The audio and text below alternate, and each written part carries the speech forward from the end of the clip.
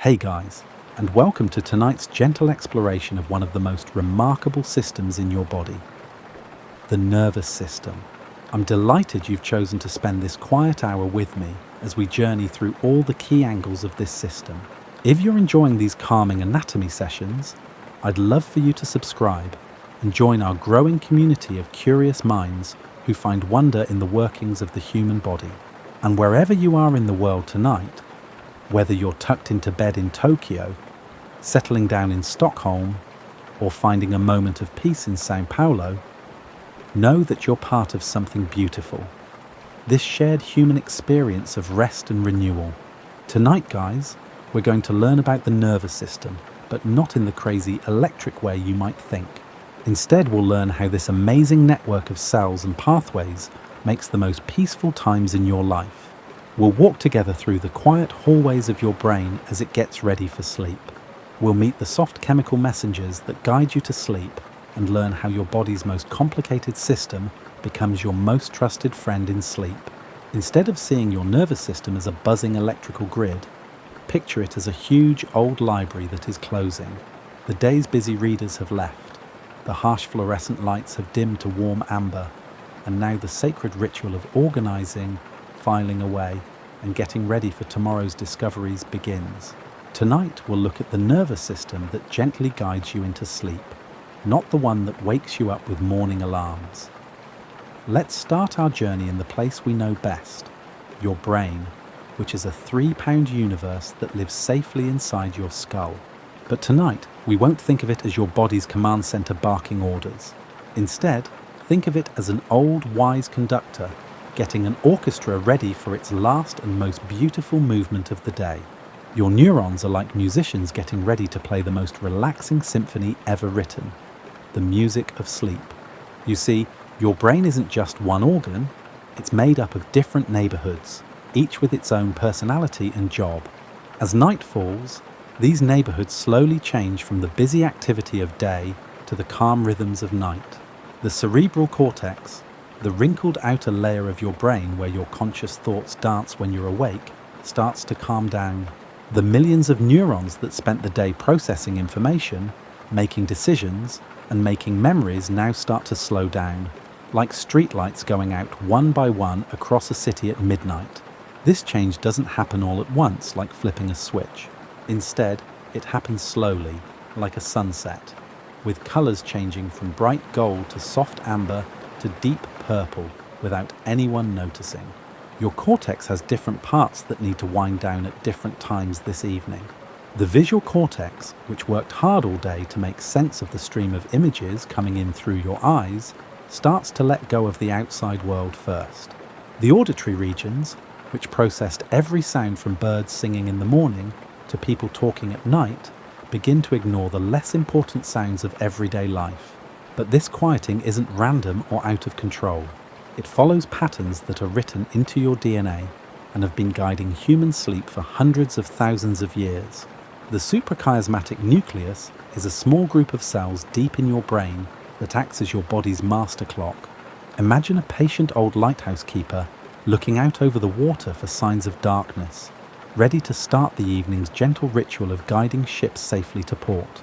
This amazing timepiece, which is only as big as a grain of rice, has about 20,000 neurons that pulse in time with the rotation of the Earth.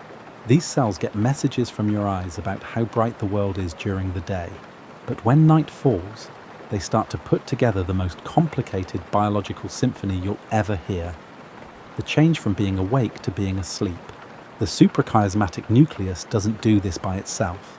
It works with other timing centers in your body to make what scientists call a hierarchy of biological clocks. Every organ, tissue, and even single cell has its own rhythm. Your liver has its own clock that helps it break down nutrients. Your muscles have clocks that tell them when to grow and fix themselves. Your immune system has clocks that tell it when to be most careful about getting sick. All of these peripheral timekeepers look to your suprachiasmatic nucleus as their conductor, following its lead as it responds to the daily cycle of light and darkness. The first movement of this symphony starts with the slow lowering of a hormone you might not expect, cortisol. Cortisol is a gentle motivator during the day that helps you stay alert and focused. It naturally rises in the morning, giving you the energy you need to face the day's challenges.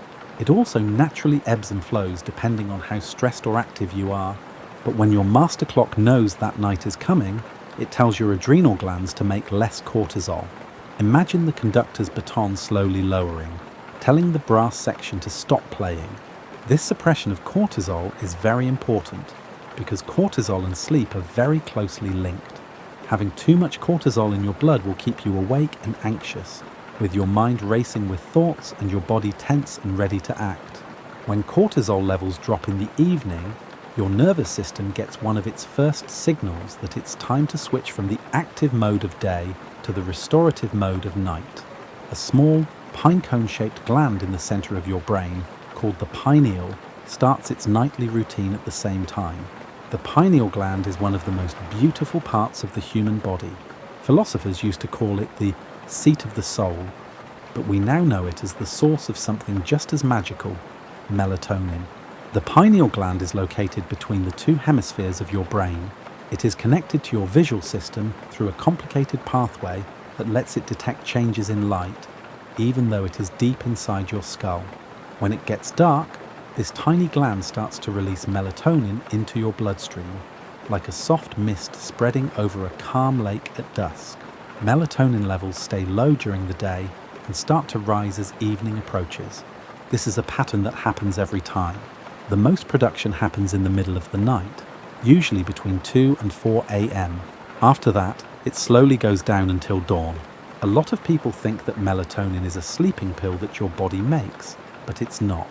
It's more like a soft whisper, a chemical lullaby that travels through your blood to receptors all over your nervous system. When melatonin touches these receptors, they start to change how your brain works from the bright, sharp focus of the day to the soft, flowing rhythms of sleep. Melatonin doesn't make you sleep. It just opens the door and gently asks you to come in. There aren't equal amounts of melatonin receptors in your brain. They group together in places that are important for controlling sleep, especially in the suprachiasmatic nucleus itself. This creates a feedback loop in which melatonin affects the master clock that starts melatonin production. This helps to stabilize and strengthen your circadian rhythms. It's like a grandfather clock that not only tells time, but also listens to its own ticking to make sure it stays in perfect time. But getting ready for sleep isn't just about turning off systems that are active during the day. It also needs to gently wake up sleep-promoting pathways that have been patiently waiting their turn. Clusters of neurons in a part of the brain called the ventrolateral preoptic area, which we'll call the sleep center, start to release a chemical called GABA. Melatonin is a soft whisper at night, while GABA is a warm hug. Gamma-aminobutyric acid, or GABA, is the main neurotransmitter that stops your nervous system from working. In other words, it's the chemical that tells other neurons to slow down, talk more quietly, and get into a calmer rhythm. Think of GABA as a kind librarian who walks through the stacks at closing time and puts a finger to her lips to tell everyone to be quiet. Your sleep center's neurons don't just release GABA at random times. They make a complex network that can feel how your brain and body are doing and react to signals about your stress levels, fatigue, circadian time, and even your mood. When these neurons that help you sleep sense that it's time to rest, they start to work harder and send out waves of GABA that spread through your nervous system like ripples on a pond. As GABA spreads its calming effect through your brain, something wonderful starts to happen in your cerebral cortex. The beta waves that made your mind alert and thinking start to slow down and change into alpha waves. The brain's alpha waves are like a deep, satisfied sigh. They stand for that calm time between waking up and going to sleep, when your mind is still aware, but not actively trying to think or solve problems. This change from beta to alpha waves is a big change in how your brain processes information. When beta waves are in charge, your neurons fire in patterns that are mostly independent and happen at a high frequency. This helps with focused attention, analytical thinking, and active problem solving. But when alpha waves start to appear, your neurons start to work together, firing in longer, slower rhythms that help you relax and think about yourself. When your brain switches to alpha waves, the activity in its network also changes. When you are awake and alert, your brain keeps what neuroscientists call task-positive networks. These are groups of brain areas that work together to focus your attention on the outside world and help you reach your goals. But as alpha waves get stronger, these task-positive networks start to quiet down, and other networks become more important. The default mode network is one of the most important networks that comes to life when you relax. When your mind isn't focused on anything in particular, like when you're mentally wandering, this network becomes active. The default mode network is linked to self-reflection, memory consolidation, and the kind of loose associative thinking that often happens before you go to sleep. This change isn't sudden, like flipping a switch. It's more like how daylight slowly fades into twilight. Your neurons, which may have been firing 30 or 40 times a second when you were really focused, are now firing at a slower pace. They start to sync up with each other, making waves of electrical activity that move across your brain like gentle swells on a calm ocean. As this synchronization gets stronger, your brain waves slow down even more, going into theta rhythms. Theta waves, which happen 4 to 8 times a second, are linked to the sleepy state just before sleep, when the edges of reality start to blur and the first wisps of dreams start to form. Your thoughts become less straight and more connected. The logical connections that guided your thoughts throughout the day yield to the more fluid and imaginative connections that will soon blossom into dreams. Theta waves are interesting because they show a state of consciousness that is not fully awake or fully asleep.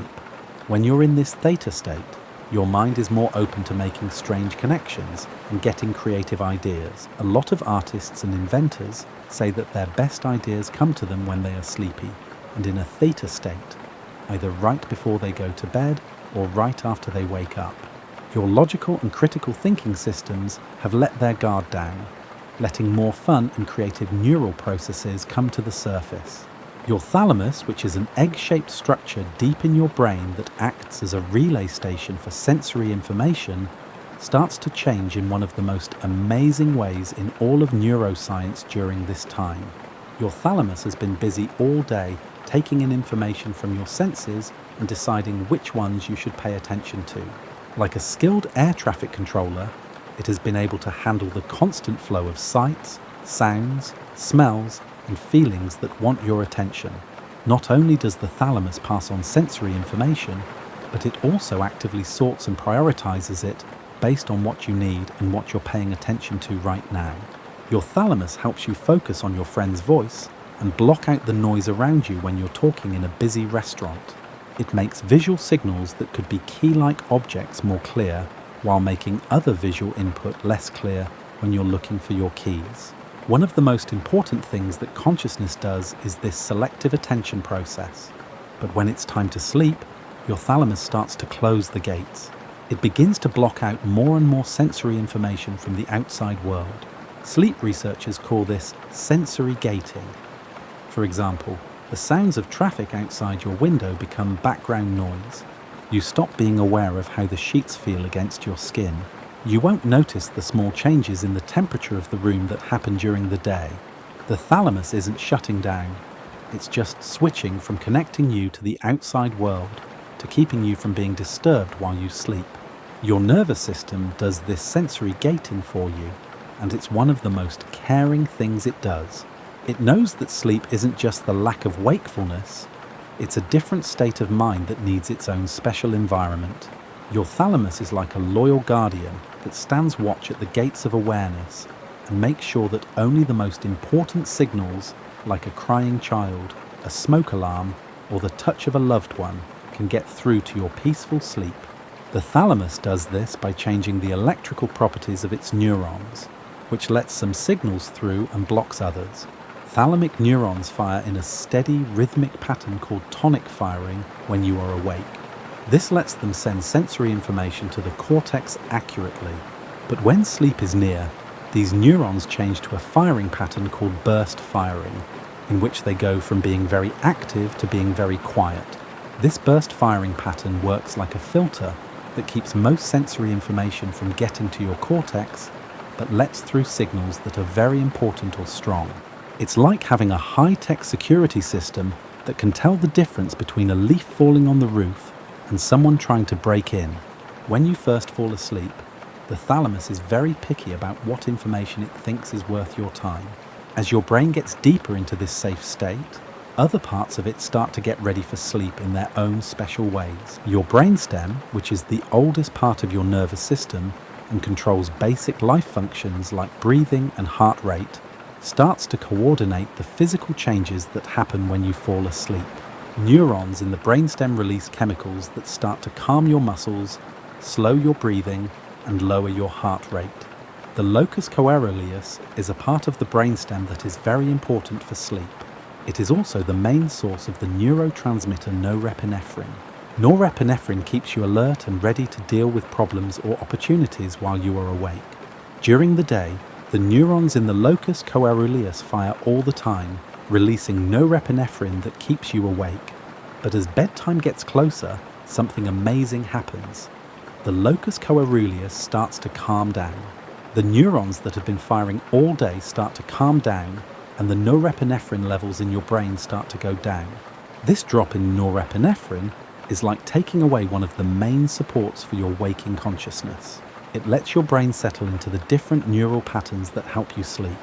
When the locus coeruleus calms down, it affects your whole nervous system.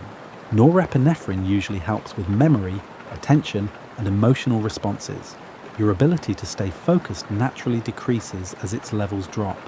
Your feelings become less intense and more dreamy. The strong mental focus that comes with being awake starts to fade and blur around the edges. The Rafe nuclei are another important part of the brainstem for sleep.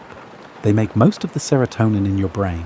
People often think of serotonin as a feel-good neurotransmitter, but it has a more complicated role in sleep. Serotonin helps keep your mood stable and supports different parts of your thinking during the day. But like norepinephrine, serotonin levels go down as sleep gets closer, which helps calm down the brain systems that keep us awake. When norepinephrine and serotonin levels go down, it makes room for other neurotransmitter systems to become more important. As these chemicals that help you stay awake go away, systems that help you sleep become more powerful. The GABA system we talked about before takes over and spreads its calming effect throughout the brain. When you're awake, adenosine, a chemical that builds up in the brain as a result of neural activity, reaches levels that make you sleepy and sleepy. Adenosine is especially interesting because it's how your brain keeps track of how long you've been awake. Your neurons use a molecule called ATP to get energy throughout the day as they work to process information and stay awake. Adenosine is one of the things that comes out when ATP is broken down to free its energy. Your brain builds up more adenosine the longer you stay awake. Sleep researchers call the rising levels of adenosine sleep pressure. This is a biological urge to sleep that gets stronger over time. Adenosine works on certain receptors in your brain that make you sleepy and slow down systems that keep you awake. This is why you get more and more tired as the day goes on, even if you don't do anything physical. Your brain is literally keeping track of how long you've been awake and slowly increasing the pressure to rest and get better. Caffeine works by blocking adenosine receptors, which stops adenosine from making you sleepy. This is why caffeine can make you feel awake even when you haven't had enough sleep. It doesn't give you energy, it just stops your brain from getting the signals that tell it to rest. When the caffeine wears off, all the adenosine that has built up hits your adenosine receptors at once. This is what causes the caffeine crash that many people feel. As your brain gets into this sleep-friendly neurochemical state, high GABA and adenosine, low norepinephrine and serotonin, the real magic of sleep starts to happen. Your neurons, which spent the day making connections and remembering things, are now doing the important work of consolidation and maintenance. It's like the brain's nightly cleaning routine, but instead of cleaning furniture and putting things away in closets, your neurons are strengthening important memories and getting rid of the metabolic waste that built up while you were awake. Scientists poetically call this process synaptic scaling, or synaptic homeostasis. As you learn new things and have new experiences throughout the day, the connections between your neurons, which are called synapses, get stronger. Memories are made, and knowledge grows when synaptic connections get stronger. Every time you practice a skill or remember something, the neural pathway gets stronger and works better. But if this kept going on without stopping, your brain would eventually get full, like a hard drive that has no space left for new files. The synapses would get so strong and so many that they would get in each other's way, making neural noise that would make it hard for you to think clearly and remember new things. Your brain needs a way to keep the signal-to-noise ratio of neural communication stable. Sleep is the answer to this problem because it is both useful and very healing. Your brain weakens the strength of synaptic connections while you sleep, especially during the deep stages we'll talk about in a minute. This might sound counterproductive. Why would your brain weaken the connections that hold your memories and knowledge? But this process is actually very complicated. It doesn't make all connections weaker in the same way. Instead, it acts like a skilled editor, keeping the most important and meaningful connections while letting the weaker, less important ones fade away. This synaptic scaling has two great purposes. First, it clears out the neural equivalent of yesterday's newspaper, which is information that was important for a short time but doesn't need to be kept forever. This makes room for new learning. Second, it makes the signal-to-noise ratio of really important memories stronger, which makes them stand out more clearly from the background of everyday life. Your brain seems to lovingly curate the museum of your mind every night, deciding which exhibits should be on display and which should be put away or let go. Several molecular mechanisms that work during sleep are responsible for synaptic scaling. One of the most important ones is the control of proteins that affect the strength of synaptic connections. When you're awake, these proteins build up at synapses in response to brain activity. But while you sleep, other proteins become active that can change or remove these synaptic proteins. This effectively downscales the strength of connections throughout the brain. This downscaling isn't random, it's based on what happened the day before. Synapses that were used a lot and were part of important memories are more likely to be kept or even made stronger. Synapses that were only weakly or rarely activated are more likely to be reduced in size. In this way, sleep acts like a natural selection process for memories, keeping the ones that matter and getting rid of the ones that don't. But getting ready for sleep goes far beyond your brain. As your peripheral nervous system, the network of nerves that connects your brain and spinal cord to the rest of your body, adjusts to the rhythms of night, a similar change is happening throughout your body. As bedtime approaches, your autonomic nervous system, which controls the involuntary functions that keep you alive, also starts to change. The sympathetic nervous system gets your body ready for action during the day, while the parasympathetic nervous system promotes rest and recovery. These two parts of the system usually work together in a careful way. As sleep nears, your nervous system smoothly transitions from sympathetic to parasympathetic dominance. The sympathetic nervous system, which kept you awake and ready to face challenges all day, starts to lose its power. This system works by releasing neurotransmitters like norepinephrine and epinephrine, adrenaline, which speed up the heart rate, breathing rate, blood pressure, and muscle tension. These changes are great for the busy demands of daytime life, but they don't work with the quiet restoration that sleep needs. You can feel the changes in your body as sympathetic activity goes down. Your heart rate slows down from its daytime speed. When you are awake and active, it might be 70 to 80 beats per minute, but when you are in deep sleep, it is only 60 beats per minute or less. Your breathing becomes deeper and more regular as you go from the erratic patterns of waking breathing to the slow, steady rhythm of sleep breathing. As your blood vessels relax, your blood pressure goes down a little. This drop in blood pressure is good for both the heart and the brain's nightly maintenance activities.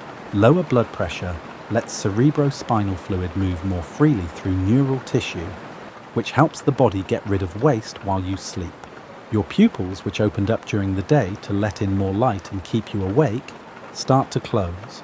The parasympathetic nervous system controls this pupillary constriction, which is part of the body's overall shift toward rest and saving energy. Your digestive system even starts to change how it works to get ready for the different metabolic needs of sleep.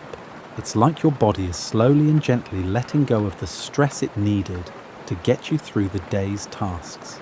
The muscles that kept you standing up start to relax. The muscles in your face relax, which makes your expression calm and neutral. The small muscles around your eyes start to relax too. Your parasympathetic nervous system, which is also known as the rest and digest system, starts to take over at the same time. This is the part of your nervous system that helps you heal, grow, and get better. The parasympathetic system works with different pathways and neurotransmitters than the sympathetic system.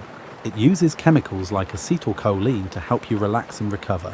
When the parasympathetic system is active, your digestive system works harder to break down the nutrients from the day while you sleep. To break down any food that is still in your stomach, it makes more acid. Your intestines contract more to move nutrients through your body. Your liver makes more proteins and other molecules that cells need to heal themselves. This is why eating a big meal right before bed can sometimes make it hard to sleep. Your digestive system is working hard and needs energy and attention. When you sleep, your immune system also becomes more active. You might think of sleep as a time when you don't do much, but your immune system actually works harder while you sleep. During sleep, the number of some types of white blood cells goes up. Cytokines, which are signaling molecules that help the immune system work together, are made in a certain way that peaks at night. This immune system activation while you sleep has a number of important purposes. It helps your body fight off infections that you might have come into contact with during the day. It helps fix tissues that were hurt by normal wear and tear, and it helps to strengthen your immune system's memory, which makes it easier for you to deal with threats in the future. Your parasympathetic nervous system also tells your pituitary gland to release growth hormone. This hormone is very important for repairing tissues, growing muscles, and doing all the other cellular maintenance tasks that keep your body healthy. It reaches its highest level during deep sleep. Growth hormone literally makes kids and teens taller overnight by speeding up the growth of bones and other tissues. In adults, growth hormone is still very important for healing and restoring health. It works all the time, even when people are asleep. During sleep, growth hormone is released in a very specific way. The most sleep occurs in the first few hours, especially during the deep, slow-wave sleep stages. This timing makes sense from a biological point of view, because growth hormone works best when the body is at rest and not busy with other metabolic needs. The hormone helps the body make proteins, break down fats, and fix tissues all over the body. Growth hormone also has big effects on your nervous system. It helps neurons grow and stay healthy, makes new synaptic connections, and helps repair neural tissue that may have been hurt during the day. You wake up every morning with a nervous system that has been refreshed and renewed by the growth hormone that is released while you sleep. Your core body temperature starts to drop as your body gets used to this parasympathetic state. This may seem like a simple physical reaction to not moving, but it's actually a complex biological signal that helps set the time for sleep. Every day, your body temperature rises during the day to help your metabolism work and falls at night to help you sleep. The drop in temperature that happens before sleep is both a cause and an effect of the sleep process. Your brain's master clock tells you it's time to go to bed, which starts processes that help you lose heat. Blood vessels close to your skin widen to let warmth escape into the air. You might naturally want to sleep in a cooler place or change your clothes to help you lose heat. Your hypothalamus, which is a part of your brain that controls your body's temperature, is in charge of this cooling process. There are special neurons in the hypothalamus that can sense changes in body temperature and tell the body how to react. As the sun goes down, these thermosensitive neurons start to cool your body down so that you can sleep. The link between sleep and temperature is very clear. Your core body temperature usually drops by 1 to 2 degrees Fahrenheit while you sleep. The lowest point is usually between 4 and 6 a.m. This is the lowest temperature at which you are most likely to feel sleepy if you are awake, and the hardest time to stay awake. This temperature pattern can help explain a lot of things that happen when you sleep. That's why a lot of people naturally put their feet out from under the covers when they sleep. The hands and feet are important places for heat to escape, and cooling these parts of the body helps lower the overall core temperature. This is why a cool room often feels better for sleeping than a warm one. Your body is naturally cooling down, and this is why a warm bath before bed can actually help you sleep, even though it seems like it would make you sleep less. The warm bath makes your blood vessels open up, and when you get out, the quick cooling helps your body get ready for sleep. One of the many things your nervous system uses to start the complex process of falling asleep is temperature. Your body's temperature receptors send information to your brain about the temperature of the environment. This information is combined with other signals about the time of day, the amount of light, and the pressure to sleep inside your body to figure out the best time to sleep. It's a great example of how your body's different systems talk to each other using the same language of chemistry and physics. Your nervous system doesn't work alone. It gets information from your cardiovascular system, endocrine system, immune system, and even the temperature of your skin all the time. It then uses this information to create a coordinated response that helps you fall asleep faster. Now that your nervous system is getting used to its nighttime routine, you are starting to sleep properly for the first time. There are different stages of sleep, and each one has its own pattern of brain activity and role in restoring your body at night. Electroencephalography, EEG, is a method that uses electrodes placed on your scalp to measure the electrical activity of your brain. This is how these stages were found. The first stage is called N1 sleep, which stands for non-REM, or non-rapid eye movement sleep. This name sets it apart from REM sleep, which we'll talk about later on our journey. N1 sleep is the gentle shift from being awake to being asleep. It is a liminal state that usually lasts only a few minutes, but is a very important link between the conscious and unconscious worlds. During N1 sleep, your brain waves slow down even more into the theta range we talked about before. This makes long rolling waves of electrical activity that move across your cortex like gentle swells across a calm ocean. These theta waves, which go around 4 to 8 times per second, show a big change in how your neurons talk to each other. When you're awake and paying attention, your brain waves are usually in the beta range, 13 to 30 Hz. When you're relaxed, they're usually in the alpha range, 8 to 13 Hz. These higher frequencies help with the quick processing of information and making decisions that conscious awareness needs. But when you go into N1 sleep, the slower theta rhythms take over. This shows that your brain is no longer trying to stay active in the world around you. You go from being awake to being asleep when your brain waves change from alpha to theta. People often say that they lose awareness of their surroundings at this point, even though they may still be somewhat responsive to things happening around them. During N1 sleep, you are still somewhat aware of your surroundings, but your awareness has become dreamy and detached. This is because your brain is going through different neural rhythms as it transitions. You might have hypnagogic hallucinations at this point. These are short, vivid images or feelings that seem to come out of nowhere. These aren't real dreams yet. They're just the first signs that the unconscious mind is starting to speak. You might see flashes of colour, hear bits of conversation, or feel like you're falling. This is the classic hypnic jerk that wakes people up during this time. Hypnagogic hallucinations happen when your brain is learning how to work in a new way.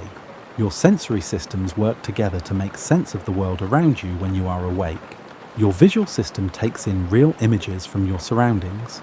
Your auditory system takes in real sounds, and your brain combines all of this information into your conscious mind.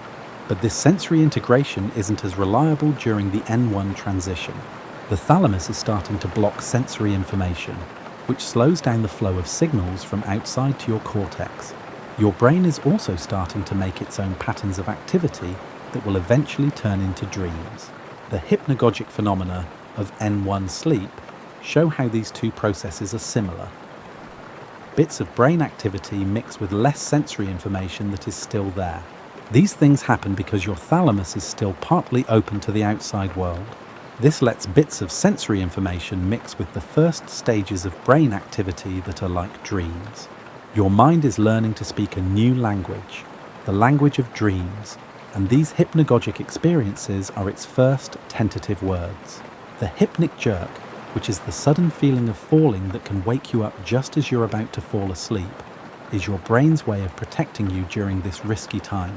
When your muscles start to relax in preparation for sleep, your brain sometimes misreads this as a sign of danger and causes a reflexive muscle contraction that briefly wakes you up. It's an evolutionary remnant, a way to protect ourselves that may have helped our ancestors avoid falling out of trees or other high places where they slept. Your muscle tone starts to drop during N1 sleep, but you're not completely paralyzed yet. That will happen later. Your breathing gets more regular, but it's not yet as slow and deep as it will be. Your heart rate is still slowing down, but it hasn't reached the lowest point it can go while you sleep. N1 is a real transition state, a soft bridge between being awake and being deeply asleep. In healthy adults, this first stage of sleep usually lasts only 5 to 10 minutes, but don't let its shortness fool you into thinking it's not important. N1 sleep is an important neurological milestone because it's when your brain stops being awake and starts the sleep process. People who have trouble making this change may have trouble sleeping and lie awake for hours, unable to cross this line. When you go from N1 sleep to N2 sleep, your nervous system crosses a clearer line into unconsciousness. N2 sleep is the most important part of your sleep. In healthy adults, it usually makes up about 45 to 55% of the total time spent sleeping. This is when your brain really starts to show the unique electrical patterns of sleep, which are different from anything else that happens when you're awake. During N2 sleep, your EEG starts to show two things that sleep researchers call sleep spindles and K complexes. These unique wave patterns are so reliable that they are used to define this stage of sleep. Researchers who study sleep know that the brain has definitely gone to sleep when they see it on an EEG recording. Sleep spindles are short bursts of rhythmic brainwave activity that happen every few seconds during N2 sleep and last for about 0.5 to 1 second. Their name comes from how they look on an EEG readout, where they look like the spindle shape of a football spinning through the air, an amplitude that rises quickly and then falls slowly. These spindles usually happen 12 to 14 times per second, which is in the lower part of the beta range. However, their burst-like pattern sets them apart from waking beta activity. Your thalamus, which has been slowly closing the gates to outside awareness, makes sleep spindles. But instead of just blocking information, your thalamus starts to make these rhythmic bursts of activity during N2 sleep that serve many purposes. The spindles help you stay asleep by stopping sensory information from getting to the cortex, but they do this in a way that lets important signals through. Sleep spindles are like a high-tech alarm system for your brain while you sleep. They make it so that people don't respond as much to things outside of themselves for a while, but they also make it so that important information can still get to the brain if it needs to. Even though both sounds are at about the same volume, a parent who is sleeping through normal household noises might wake up right away when they hear their baby crying. The brain's sleep spindle system helps us tell the difference between these important things. Studies have demonstrated that individuals who produce a greater quantity of sleep spindles generally experience more restorative sleep and report enhanced sleep quality. The spindles seem to show that the brain can keep you asleep even when things around you are hard. People who have trouble sleeping often have less sleep spindle activity, which suggests that their brains may have trouble keeping the protective barriers that let them sleep without interruptions. The thalamus has a complicated circuit that makes sleep spindles. Reticular thalamic neurons, which are a type of neuron, act as pacemakers by sending out rhythmic bursts of inhibitory activity that make the spindle pattern. These neurons get information from both the cortex and other thalamic areas. This lets them change the frequency and intensity of the spindle based on how the brain is doing overall. It's interesting that the frequency of sleep spindles differs from person to person. This could be because of genetic differences in how the brain is built and works. Some people naturally make spindles at the lower end of the frequency range, about 11 to 12 Hz, while others make spindles that are faster, 13 to 15 Hz. These individual differences seem to stay the same over time, almost like a neural fingerprint that shows how each person sleeps differently. K complexes are even more interesting than sleep spindles. These are big, slow waves that show up on the EEG all of a sudden, like gentle giants walking across the landscape of your sleeping mind. A K-complex is a pattern that lasts for several seconds and looks like a sharp negative wave followed by a slower positive wave. They happen on their own during N2 sleep, but they can also be caused by sounds or other things from the outside world. It's amazing that K-complexes can be triggered by things outside of the body. Your nervous system keeps an eye on things even when you're asleep, and mostly cut off from the outside world. It can spot and assess possible threats or important information. When your brain is asleep and hears a sound that might need your attention, it makes a K-complex to quickly check if the sound is important enough to wake you up. You don't even know that this process is happening because it happens so quickly. Your brain hears the sound, decides it's not important enough to wake you up, and lets you keep sleeping peacefully. Your brain only starts to wake you up when it hears something that is really important, like a baby's cry, a smoke alarm, or someone calling your name. Internal events in the brain itself can also cause K-complexes. They can happen when someone wakes up briefly or is aroused but doesn't reach the level of consciousness.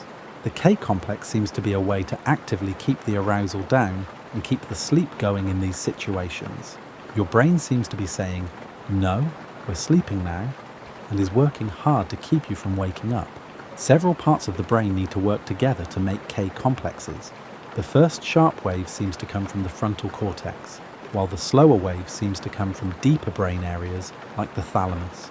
This distributed generation implies that K-complexes signify a comprehensive cerebral response to potential sleep disturbances, reflecting a synchronized endeavor by the nervous system to preserve a tranquil state of rest. Sleep spindles and K-complexes both help keep your sleep from being disturbed, while still letting your brain respond to things that are really important.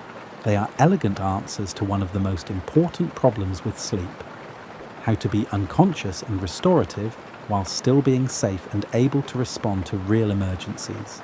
Your brain does this while you sleep by using these complex patterns of neural activity that can tell the difference between what's important and what's not. Your body keeps relaxing slowly during N2 sleep. Your heart rate and breathing slow down and become more regular than they were in N1. Your core body temperature keeps going down until it reaches its lowest point at night. Most importantly, your muscle tone drops a lot compared to when you wake up, but not as much as it will during the REM sleep we'll talk about later. Your brainstem controls this drop in muscle tone during N2 sleep through a complicated network of inhibitory signals. Neurons in the pons and medulla send signals down your spinal cord that make the motor neurons that control your voluntary muscles less excitable. This makes your muscles relax more deeply than you can do on your own while you're awake. N2 sleep relaxes your muscles, which is important for a number of reasons. It lowers the amount of energy your body uses, which lets it focus its resources on repairing and restoring itself. It stops you from doing any movements that might happen in your dreams, or when you're mentally active while you sleep. And it might help improve the way blood flows through your body, which helps your heart rest while you sleep. Scientists call this muscle atonia, and it is controlled by your brainstem through the release of certain neurotransmitters. Glycine and GABA are both inhibitory neurotransmitters that are released at synapses in your spinal cord. This disconnects your motor cortex from your muscles. It's a short-term paralysis that can be fully reversed. It keeps your body still and safe while your brain does its nightly repair work. One of the biggest changes in the brain during the whole sleep cycle happens when you go from N2 to N3 sleep, which is also called slow wave sleep or deep sleep. The brain waves during N3 sleep are the slowest of the whole sleep cycle. They are big rolling delta waves that move across your cortex at a slow pace of less than 4 cycles per second. These are the most in-sync brain waves your nervous system can make. This level of neural coordination is impossible when you're awake. When you think about what they mean, the delta waves of deep sleep are really amazing. Your billions of neurons tend to fire independently when you're awake, which creates the complex, chaotic patterns of electrical activity that support the wide range of conscious thought. You can pay attention to one thing while other things happen in the background, switch quickly between different types of thinking, and keep track of more than one stream of information at the same time. But during N3 sleep, something amazing happens. Millions and millions of neurons start to fire together in slow, coordinated bursts. It's like a huge, disorganized crowd suddenly starts marching in perfect time. This firing in sync makes the delta waves that are big and slow, which are what deep sleep is all about. EEG electrodes can even pick up these waves through the skull and scalp. Your brain can do things that would be impossible when you are awake and your neurons are firing randomly. The slow, coordinated waves of N3 sleep seem to work like a gentle tide, moving through your brain and taking away the metabolic waste that built up during the day. Recent studies have shown that during deep sleep, the gaps between your brain cells can grow by as much as 60%. This lets cerebrospinal fluid move more freely through neural tissue and get rid of toxins. This discovery has changed everything we thought we knew about why we sleep. Your brain doesn't have a regular lymphatic system like other organs in your body do to get rid of waste. Instead, it uses this glymphatic system, which is a network of fluid-filled channels that work hard while you sleep. The synchronized neural activity during deep sleep seems to cause the pulsating flow of cerebrospinal fluid that powers this cleaning system.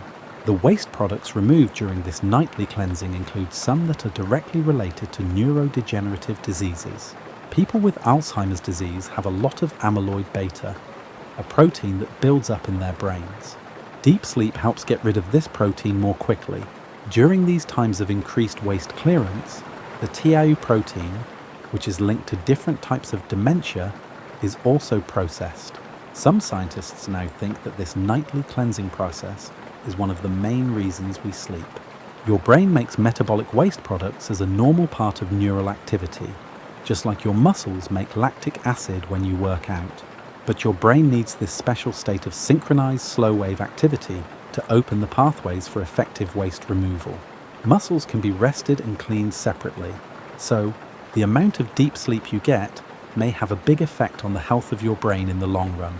People who don't get enough deep sleep on a regular basis may not be getting rid of these waste products from their brains well enough, which could make them more likely to get neurodegenerative diseases later in life.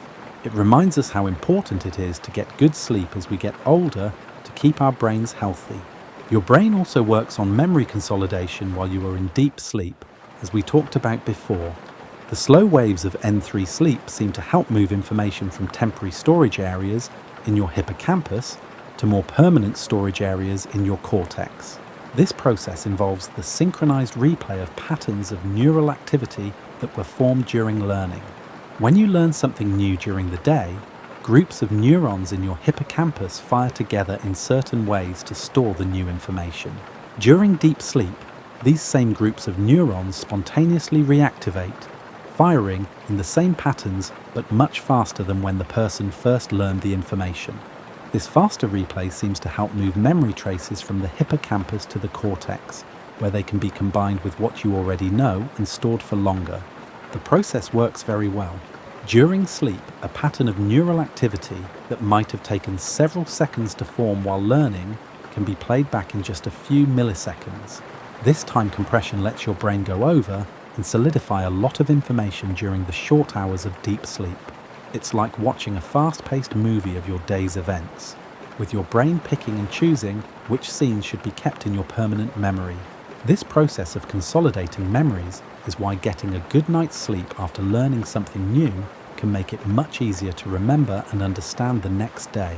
Students who stay up all night studying for tests are actually stopping their brains from doing the work that would help them do better. The information might be in their hippocampus for a short time, but without the consolidation that happens during deep sleep, a lot of it will be lost or not fit in well with what they already know. It looks like the slow waves of deep sleep also help with synaptic homeostasis, which is the process of keeping the connections between neurons strong. When you're awake, synapses all over your brain get stronger as you learn and have new experiences. But you need to find a balance in this process so that your neural networks don't get too much information. When you're in deep sleep, the synchronized slow waves seem to send a global reset signal that lowers the strength of synapses all over the cortex. This downscaling doesn't get rid of memories. Instead, It makes the overall strength of synaptic connections normal, while keeping the relative differences that encode specific memories. It's like turning down the volume on an entire sound system to keep the instruments at the same level of loudness without making them sound bad. The release of growth hormone that happens most during deep sleep also helps your nervous system heal physically. Even though neurons are very advanced, they are still living cells that need to be cared for and fixed. As they break down over time, the proteins that make up their structure need to be replaced. It is important to keep the membranes that control the flow of electrical signals in good shape. Based on what happens during the day, the synapses that connect one neuron to another need to be made stronger, weaker, or replaced. Growth hormone helps all of these things happen by making proteins in the nervous system. When you sleep deeply, your neurons make more of the proteins they need to keep their structure, fix cells, and keep synapses working. This is why deep sleep is so important for healing brain injuries or when you're learning a lot. Your nervous system literally rebuilds itself while you sleep. The amount of deep sleep you get follows patterns that are easy to predict over your lifetime. Kids and teens spend a lot more time in deep sleep than adults do. This is because their brains are still growing and they are learning and growing a lot during these times. Young children may spend 20 to 25% of their total sleep time in deep sleep, while healthy adults usually spend 15 to 20%. As we get older, we gradually get less deep sleep. Older adults might only spend 5 to 10% of their sleep time in the deepest stages, and some might not even get any deep sleep at all. This decrease in deep sleep that comes with age may be linked to some of the cognitive changes that come with aging, such as less memory consolidation and a higher risk of neurodegenerative diseases. As we get older, our brains change in ways that make it harder for us to get deep sleep. The brain areas that make slow waves, especially the frontal cortex, change with age in ways that can make it harder for them to make the synchronized activity that is needed for deep sleep. Researchers are looking into ways to help people keep their deep sleep as they get older, because they understand these changes. As N3 sleep gets deeper, usually in the first third of the night, your nervous system gets very close to perfect rest. Your brain waves are moving the slowest and most in sync. Your body temperature has dropped to its lowest point for the night. Your heart rate and breathing are at their most relaxed right now. The protective mechanisms in your brainstem keep your muscles in a gentle suspension, making you feel more relaxed than ever. Deep sleep is when your blood pressure drops to its lowest point of the day. This gives your heart and blood vessels a much-needed break and time to heal. The lower pressure lets your heart work less hard while still making sure that all your organs get enough blood flow. People who don't get enough deep sleep are more likely to have high blood pressure and other heart problems because this cardiovascular rest is so important. During deep sleep, your immune system is at its most active, and different types of immune cells move around your body more quickly. During sleep, your body makes more antibodies that fight infections, and your immune system's memory, its ability to remember and respond to future threats, gets stronger. This is why you often feel better after sleeping when you're sick, and why not getting enough sleep makes you more likely to get sick. Your endocrine system also goes through big changes while you sleep deeply. Your body releases other hormones besides growth hormone that help with repair and restoration. During sleep, prolactin, a hormone that helps the immune system and tissue repair, reaches its highest level.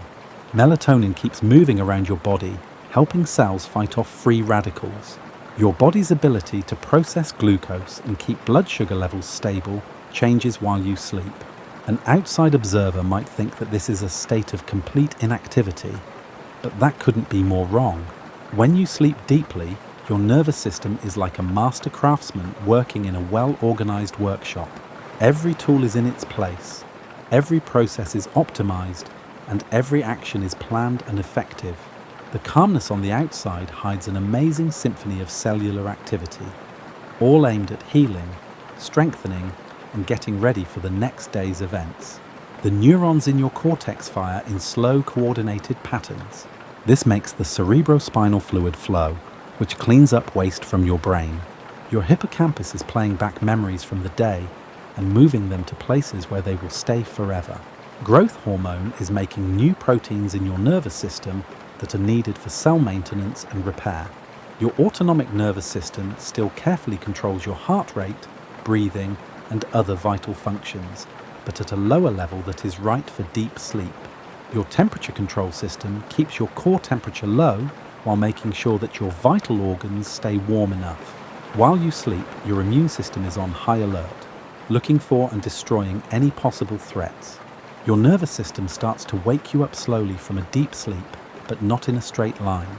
Instead, it goes in a circle that repeats all night, going from N3 to N2, and then to N1 for a short time before going into the most interesting and mysterious stage of sleep, REM, or rapid eye movement sleep. One of the most dramatic changes in all of neuroscience is the change from deep sleep to REM sleep. Deep sleep is like a quiet, organized workshop where things get done in perfect harmony. REM sleep is like a lively theatre where your mind's most complex plays happen in vivid, impossible detail. Your brain is almost as active metabolically during REM sleep as it is when you're awake. But this activity is turned inward, which is what makes dreams so rich and complex. When you go into REM sleep, your brain's neurotransmitter systems completely change. The chemicals that were most active during the first stages of sleep, like GABA, adenosine, and the slow wave generating mechanisms, start to fade into the background. Your brain starts to release acetylcholine instead. This is the same neurotransmitter that keeps you awake and focused during the day. Acetylcholine, on the other hand, during REM sleep makes you focus on the theatre of your own mind instead of the outside world.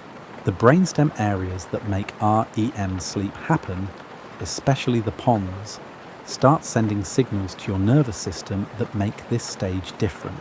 These neurons in the brainstem fire in strong bursts that travel up to your thalamus and cortex, making the high-frequency brain waves that are common during REM sleep. At the same time, they send signals down to your spinal cord that cause the most severe muscle paralysis of the entire sleep cycle. Your eyes start to move quickly from side to side under your eyelids, following the pictures in your dreams. This stage of sleep is called REM sleep because of the rapid eye movements that happen during it. The eye movements are not random. They seem to match the visual content of dreams, as if you are actually watching the scenes play out in your sleep. During REM sleep, your breathing changes a lot. Sometimes it's fast and shallow, and other times it's deep and slow. This depends on what you're dreaming about. When you dream about running, your breathing might speed up as if you were really doing it.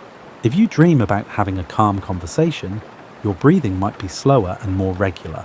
Your heart rate also changes more, depending on how you feel about the things in your dreams. During REM sleep, your brain waves change from the slow, synchronized patterns of deep sleep to faster, more chaotic rhythms that are very similar to those of waking consciousness. Gamma waves and beta waves come back. Gamma waves are some of the fastest brain waves your nervous system makes. This high-frequency activity shows how much work your brain does while you sleep, creating complex sensory experiences, emotions, and stories all on its own. But the most interesting thing is that your muscles relax even more during REM sleep. During the early stages of sleep, you are gently paralyzed, but during REM sleep, you become almost completely still. The only parts of your body that are still moving are your diaphragm, which keeps you breathing, and the tiny muscles that move your eyes. This full relaxation of the muscles is very important for REM sleep because dreams can be very real and active. Neurons in your brainstem release glycine and GABA at synapses all over your spinal cord, which causes the muscle paralysis of REM sleep. These neurotransmitters stop your motor cortex from connecting to your voluntary muscles, which keeps the things you might do in your dreams, running, fighting, dancing, flying, safely in your sleeping mind. This protective paralysis is so strong that if you could somehow wake up from REM sleep right away, you wouldn't be able to move for a few seconds while your brainstem systems got back to normal motor control. People sometimes experience this condition called sleep paralysis, which makes them aware before the REM atonia has fully worn off. This makes them feel awake but unable to move. which is scary but not dangerous. The dreams that happen during REM sleep are very different from anything else your nervous system makes. They mix memories, feelings, sensations, and imaginary things in ways that would be impossible when you are awake.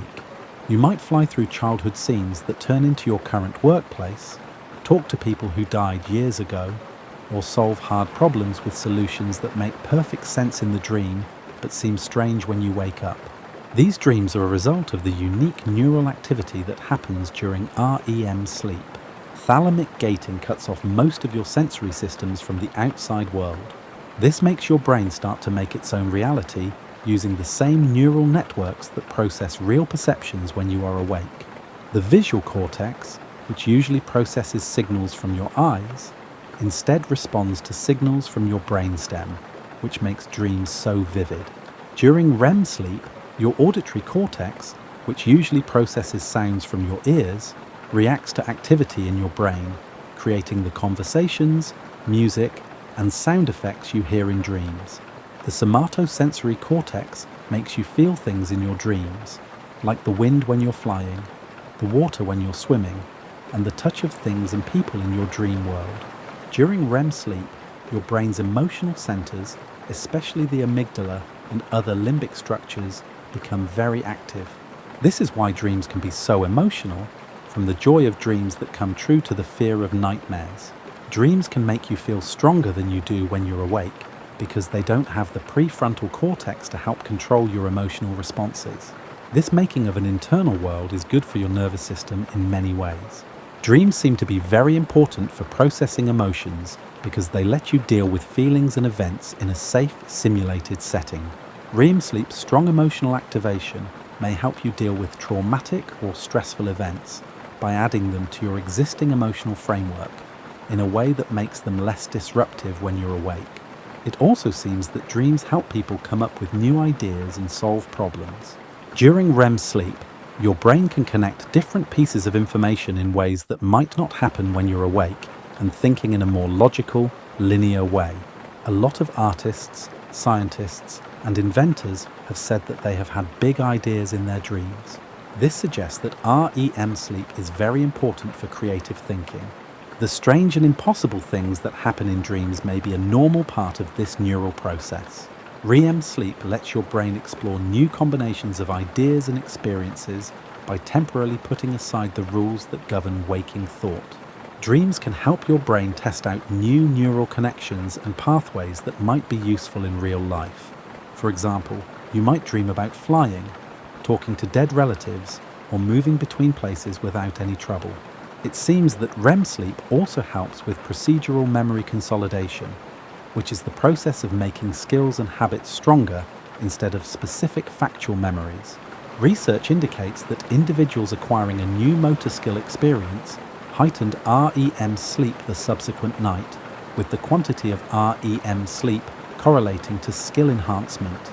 This indicates that REM sleep aids in the consolidation of both the movements and the neural programs governing skilled behavior. Changes in neurotransmitters that happen during REM sleep have big effects on your whole nervous system. REM sleep lowers levels of norepinephrine and serotonin, which doesn't just affect your brain. These chemicals also control many functions of the peripheral nervous system. During REM sleep, norepinephrine levels drop, which may make it harder for the body to control its temperature. This is because norepinephrine usually helps control blood vessel constriction and heat retention. During REM sleep, your body has a harder time keeping your temperature stable, which makes you more sensitive to the temperature around you. You might wake up more often from REM sleep if your sleeping area is too hot or too cold. People may have more vivid dreams in the early morning hours, when REM sleep is most common and room temperatures are usually at their coolest. This could be because they are sensitive to temperature. REM sleep's high levels of acetylcholine also have special effects on your autonomic nervous system. During REM sleep, your heart rate changes more than it does during other stages of sleep. This is called heart rate variability. It seems that the emotional content of dreams is linked to this increased variability. For example, your heart rate may speed up during exciting or scary dream sequences and slow down during calm dream periods. Your breathing patterns during REM sleep also change more often, and they can even stop for a short time or become irregular. These changes in breathing are usually not harmful for healthy people, but they can be more of a problem for people who have sleep apnea or other sleep-disordered breathing conditions. People with breathing-related sleep disorders may find it especially hard to get through REM sleep, because the muscle relaxation can make airway obstruction worse. The cycle between REM and non-REM sleep goes on all night, usually in a set pattern called sleep architecture.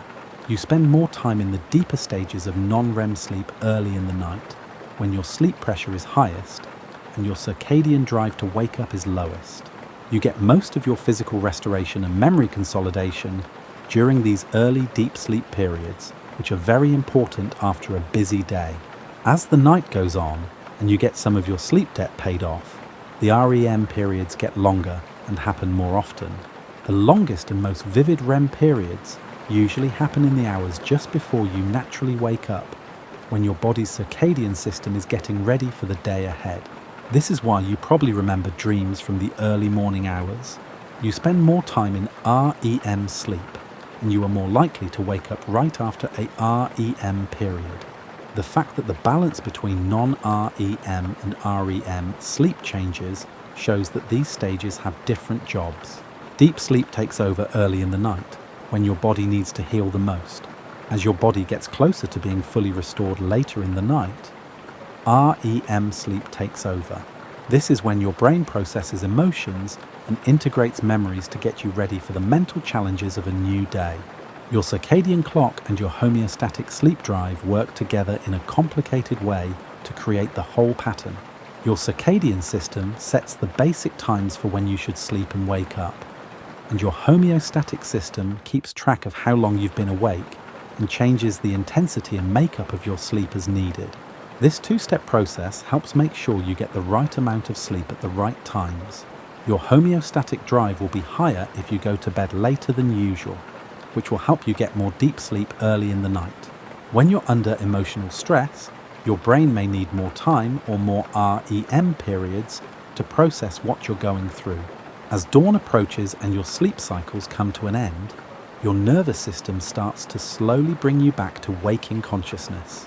This process of waking up is just as carefully planned as the process of going to sleep. It involves the coordinated activation of many brain systems that bring waking function back to normal. Your circadian clock, which has been keeping track of time all night, starts to let you know that it's time to wake up.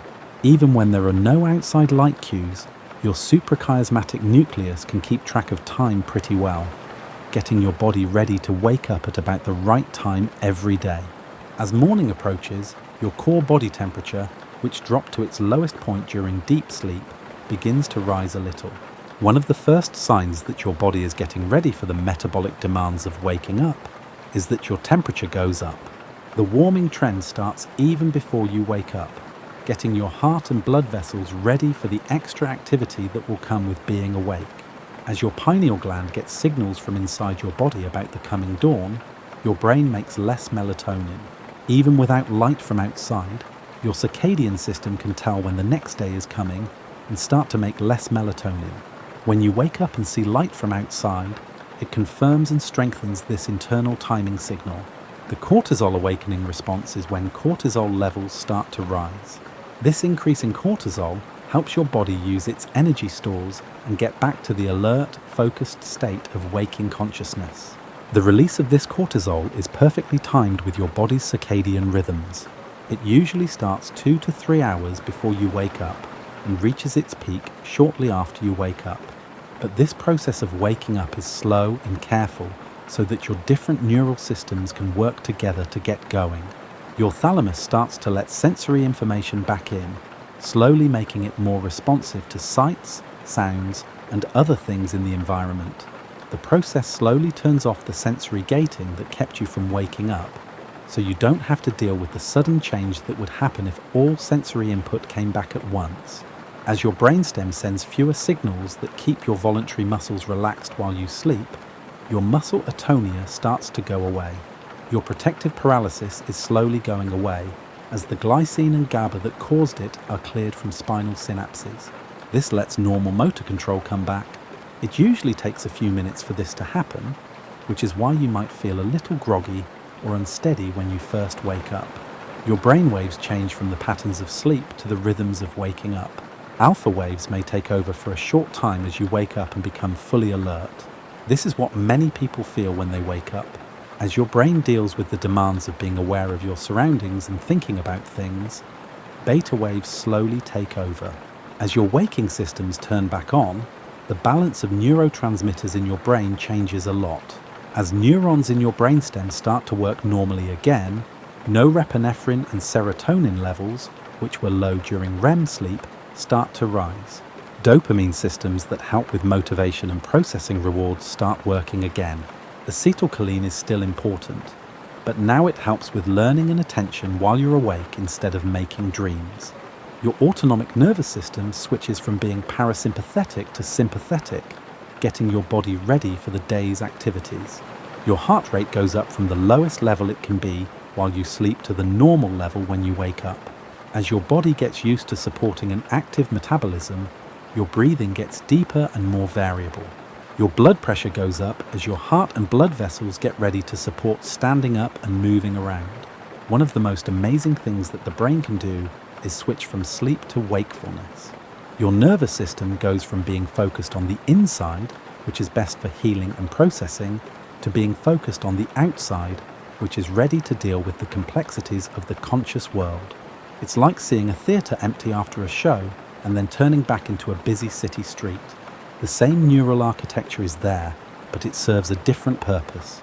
Your prefrontal cortex, which was mostly off while you were sleeping, turns back on and starts to give you the executive control that is a sign of mature human consciousness. Working memory comes back online, which lets you keep and work with information in your conscious mind. Attention systems turn back on, letting you focus on important information while ignoring other things that might get in the way. As you wake up, you start to feel the effects of the memory consolidation and synaptic scaling that happened while you were sleeping. Information that was only weakly encoded the day before may now be more firmly stored in memory. Yesterday's problems that seemed impossible to solve might have answers that are clear now. The skills you practiced might come to you more easily and naturally. Your nervous system has been working hard all night to keep you healthy, process what you've been through, and get you ready for the new day's challenges and opportunities. Deep sleep has improved glymphatic flow, which has helped clear metabolic waste from your brain. It has made important memories stronger while letting less important ones fade away, which is the best way to store information for a long time. Your nervous system has processed the emotional events of the day before through the intense limbic activation of REM sleep. This has added them to your ongoing psychological story in ways that help you stay emotionally strong and healthy. The deep sleep hormone release and protein synthesis have kept and repaired the cellular infrastructure of your brain and body. Your immune system has done its nightly patrol, finding and getting rid of possible threats while also strengthening its memory of past encounters. Your endocrine system has set hormone levels back to normal and gotten your body's chemical messengers ready for another day of working together. Your heart and blood vessels have had important hours of less work while still keeping the blood flowing that is needed for healing and repair. This is the gentle miracle of sleep, which your nervous system controls with more accuracy and care than any human-made technology. Every neuron, synapse, and chemical messenger works together perfectly to give you the gift of rest and renewal. The process is so complicated that millions of individual cells work together over many timescales to give you the smooth experience of sleep and waking up that you have every night. And what makes this even more amazing is that you don't have to do anything to make it happen. It happens all on its own. You don't have to remember to slow your heart rate while you sleep, let go of growth hormone while you sleep, or make REM dreams. You don't have to think about when to go to sleep, or remember to wake up your motor systems when you wake up. Your nervous system takes care of all of these complicated details just as well as it takes care of your breathing or your heart beating. All you have to do is make the right conditions for sleep: a comfortable place to sleep, a calm mind, and a body that is ready to sleep. Your nervous system will take care of the rest. with an efficiency and sophistication that will amaze you the more you learn about it. The fact that sleep happens on its own is one of the best things your nervous system does for you. In a world that often requires constant attention and conscious control, sleep provides a refuge where one can relinquish control and have faith in the innate wisdom of one's biology. You don't need to manage, optimize, or control the process of sleep. You just need to let it happen and give in to the gentle guidance of systems that have been getting better and better over millions of years of evolution. Getting ready for bed every night is one of the oldest and most important things people do on Earth. Almost every animal with a nervous system shows some kind of sleep-like behavior, so sleep isn't just for people. The preservation of sleep throughout evolution, despite its apparent susceptibility, underscores its essential role in nervous system functionality. Your sleep is linked to the sleep of many other living things. They all follow the same patterns of rest and activity that have been shaped by the same planetary rhythms of light and darkness that have ruled life for billions of years. Melatonin from your pineal gland is the same chemical as melatonin from other mammals, birds, and even plants. The slow waves that happen when you are in deep sleep are similar to those that happen in other mammals. This evolutionary view adds to the amazement of the nightly journey your nervous system takes you on. You're not just healing and renewing yourself, you're also taking part in a biological process that links you to all life on Earth and follows rhythms that are as basic as the rotation of the planet. Before you go to sleep tonight, take a moment to think about how amazing your body is at keeping you safe while you sleep. Be thankful for the neurons that will slow down their firing to give you peace, the chemicals that will wash through your brain to help you heal, the protective paralysis that will keep you safe while you dream, and the biological clocks that will make sure you wake up at the right time, feeling refreshed and renewed. Think about how the growth hormone will flow through your blood and help your body repair itself and keep cells healthy. While you sleep, your immune cells will be on high alert and will patrol your tissues. Be thankful for the systems that control your temperature, your breathing, and your heart. They will all keep you comfortable and your blood flowing smoothly. Be amazed by the memory consolidation processes that will organize and combine your experiences, making important memories stronger and letting less important ones fade away. Be amazed by the emotional processing systems that will help you stay mentally stable and strong by working through the things that happen during the day. Recognize that REM sleep can help you think outside the box and come up with new ideas and solutions to problems you're having. Your nervous system doesn't ask you for anything in return except the chance to do what it does best. Take care of you with a level of care and accuracy that knows no bounds. It doesn't need to be managed or controlled on purpose. You don't have to understand or appreciate it, but doing so can help you get to know this amazing system better. It just wants to serve you and give you the rest and restoration you need to thrive. When you start to fall asleep and your mind starts to fade, billions of cells hold you in their gentle embrace. Their only goal is to give you the rest you need to thrive. Have faith in that hug. Let your own beautiful, complicated, and caring nervous system take you to sleep. Think about how amazing what is about to happen is. When you lie still in bed, your brain will start to make slow waves that will wash away the metabolic waste from the day. Your hippocampus will quickly replay the events of the day, moving important memories to long-term storage and letting unimportant ones fade away. While you sleep, your immune system will work harder, sending out cellular guards to protect and fix your body. Your levels of growth hormone will rise, which will help your body's tissues repair and maintain themselves. Your brain will get rid of harmful proteins that could build up and cause problems over time. Your heart will get a break during this time of lower demand, but it will still need to circulate blood to help it heal. In a few hours, you'll be in REM sleep, which is like a theatre where your brain makes up amazing, impossible worlds using memories, feelings, and imagination. You'll fly through places that only exist in your dreams. You'll use the free imaginative logic of dreams to figure things out. While you sleep, you'll work through your feelings in a safe place, adding what happened during the day to your ongoing psychological story. You won't have to do anything to make any of this happen. You don't have to worry about directing the process or whether it's working right.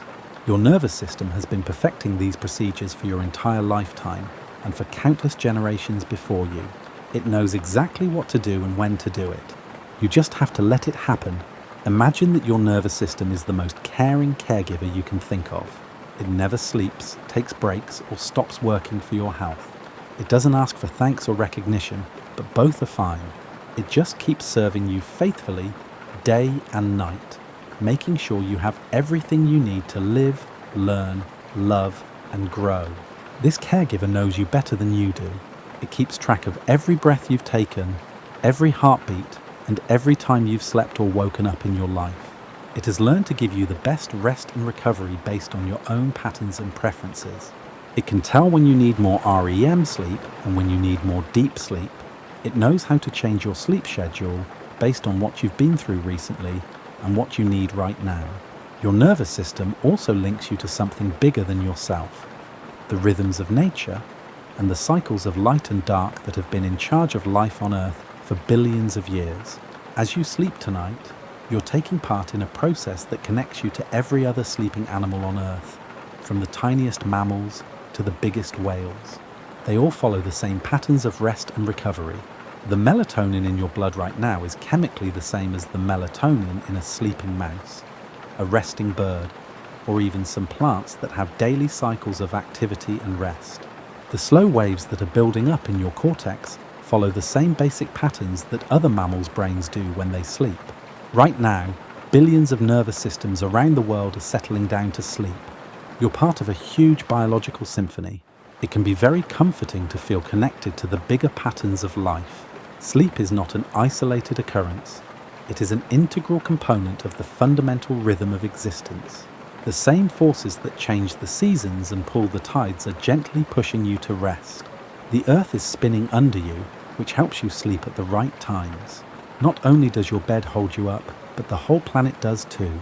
As you start to fall asleep, pay attention to the small changes that are happening in your body and mind. Your breathing is getting slower and more regular. Your heart rate is starting to slow down for the night. Your muscles are starting to let go of the stress they held on to all day. Your thoughts are getting less clear and more like dreams. These changes aren't happening by chance. They're the result of very complex biological processes that your nervous system is controlling with perfect timing.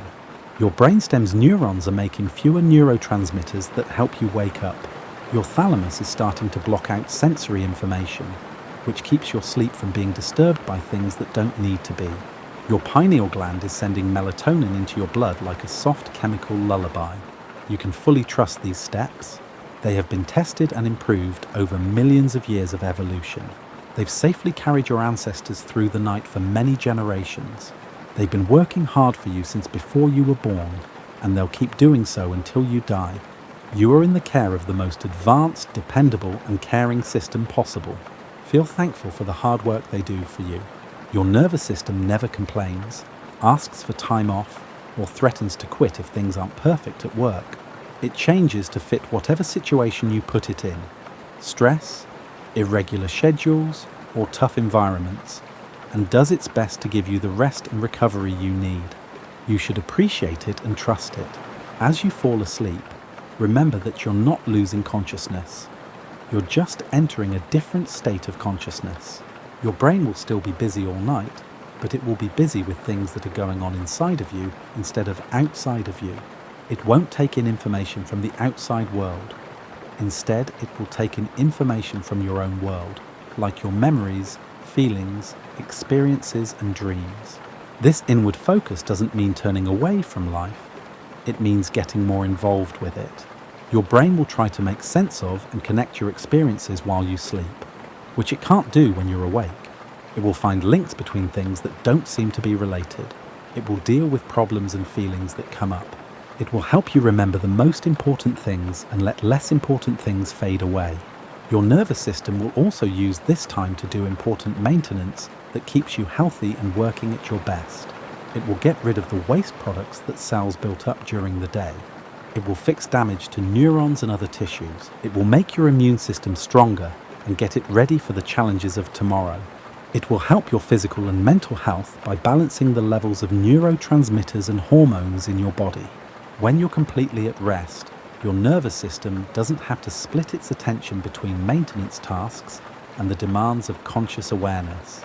This is when all of this restorative work happens most efficiently.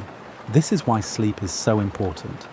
It's not just a break from activity, it's also a time when your body's most important biological processes can work at their best. You might notice that your thoughts become more fluid and connected as you fall asleep. Memories from different times in your life may start to mix together. Images that look real might turn into images that look like dreams. This is your brain starting to work in sleep mode, when the rules of logic and cause and effect become less strict. Don't fight these changes or try to stay awake. Let your mind go where it wants to. Even if what your brain does while you sleep seems strange or illogical to you when you're awake, you should trust that it knows what it's doing. Sleep's associative thinking is very important because it helps your brain make new connections, deal with emotions, and combine experiences in new and interesting ways. Your nervous system is getting ready to take you on a journey through different levels of consciousness, each of which has its own health and wellness benefits. You'll go from the lighter stages of sleep to the deep sleep stage, where your brain waves will slow down to their most synchronized rhythms, and your body will reach its deepest state of relaxation and restoration. Later in the night, you'll go into the bright theater of REM sleep, where your brain will make up detailed dreams using memory and imagination. You could fly, meet people from your past, or find answers to problems that seemed impossible during the day. All of this will happen on its own, thanks to the complex neural processes that control how dreams are made. During these times of deep sleep and dreaming, you'll go through lighter stages that connect different types of unconscious experiences. Your sleep won't be a single uniform state. Instead, it will be a carefully planned series of different neural activities, each of which will help you recover and feel better overall. Your nervous system will always be on the lookout for your safety during this whole journey. It will keep an eye on your surroundings for sounds or other things that might need your attention. It will keep your heart rate, breathing, and other important functions going. It will make sure you are in the right place and comfortable. You can sleep soundly knowing that the most devoted guardian you'll ever have is watching over you. The way your nervous system protects you while you sleep is very advanced. It can tell the difference between sounds that are just annoying and those that could mean danger. It can tell when the temperature, air quality, or other environmental factors that might affect your comfort or safety change. It can even respond to your dreams, keeping you from doing potentially dangerous things in your sleep by putting you in a state of protective paralysis. Your nervous system's job of protecting you goes beyond just keeping you safe. It also keeps your mind healthy while you sleep. When you dream, your mind processes emotions in a safe, controlled space where you can deal with difficult feelings without having to deal with them in real life. Your brain can think about different situations, try out different reactions, and deal with emotions in ways that make you stronger and smarter. As you fall asleep, keep in mind that you're starting one of the most important things you'll do all day. Sleep isn't time taken away from living. It's an important part of a good life. Sleep gives your body the rest and repair it needs to do everything you do while you're awake. Memory consolidation that happens while you sleep is what makes learning and growing possible. Your mental health and strength are helped by the emotional processing that happens while you sleep. Every hour of good sleep is a gift to your future self. The clearing of waste that happens during deep sleep may help keep you from getting neurodegenerative diseases decades from now. When you sleep, your brain strengthens memories. This helps you learn and remember things that will help you for the rest of your life. REM sleep helps you build the mental tools you need to deal with problems that may come up in the future by processing your emotions. Sleep is a gift you give yourself. It's not just a short-term gift of rest and refreshment, but also a long-term gift of good health, mental clarity, and emotional well-being. Your nervous system is the generous benefactor that makes this gift possible. It works hard all night to make sure you wake up refreshed, restored, and ready for whatever the new day may bring. Let go of everything and let the process take over as your mind fades and sleep takes over. Let go of any tension that is still in your muscles. Let go of any worries or thoughts that are still bothering you from the day. Let your breathing find its natural sleep pattern. Give your nervous system all of your trust and let it take care of you. You are about to go through one of the most beautiful and healing processes in all of biology. Your brain will make slow, synchronized waves that will wash through your neural tissue like gentle waves, cleaning up the mess of consciousness and getting ready for new growth. Hormones that help your body heal and grow will be released. Your immune system will be more alert while you sleep, protecting you when you're most vulnerable. In a few hours, you'll enter the amazing world of dreams, where your sleeping brain will mix memories, feelings, and imagination to make experiences that can't happen in real life. You'll go to places that only exist in your mind and meet people who only exist in your dreams. You might also find answers or insights that have been hiding beneath the surface of your mind. All of this will happen in accordance with ancient rhythms that link you to the most fundamental patterns of life on Earth. Your sleep is a basic part of life, just like the beating of your heart, the rhythm of your breathing, and the changing of the seasons. You're taking part in one of the most important and universal things that happen in life. Have faith in this process. Have faith in your nervous system. Have faith in the wisdom of billions of years of evolution that have made these systems for rest and recovery. You don't have to know everything about how sleep works. You just have to let it happen and trust the systems that know exactly what you need. As the last bits of waking consciousness fade away, know that you are safe, protected, and cared for by the best and most devoted system you could ever think of. Your nervous system will keep an eye on your sleep to make sure you get the rest and restoration you need, while also keeping you safe and comfortable all night. And with that trust, that thankfulness, and that complete letting go of your own nervous system's loving care, let yourself fall asleep in peace. With each breath, feel the soft waves of relaxation wash over you, taking you deeper into sleep. Let your own biology's loving embrace keep you safe through the night. You will wake up at the right time, feeling refreshed and ready for the gift of another day. Good night, dear listener. May the symphony of your nervous system be especially beautiful tonight, and may you wake up tomorrow feeling very thankful for the amazing system that makes all of your experiences, both waking and sleeping, possible. You are in the most loving and capable hands possible, your own. So sleep well.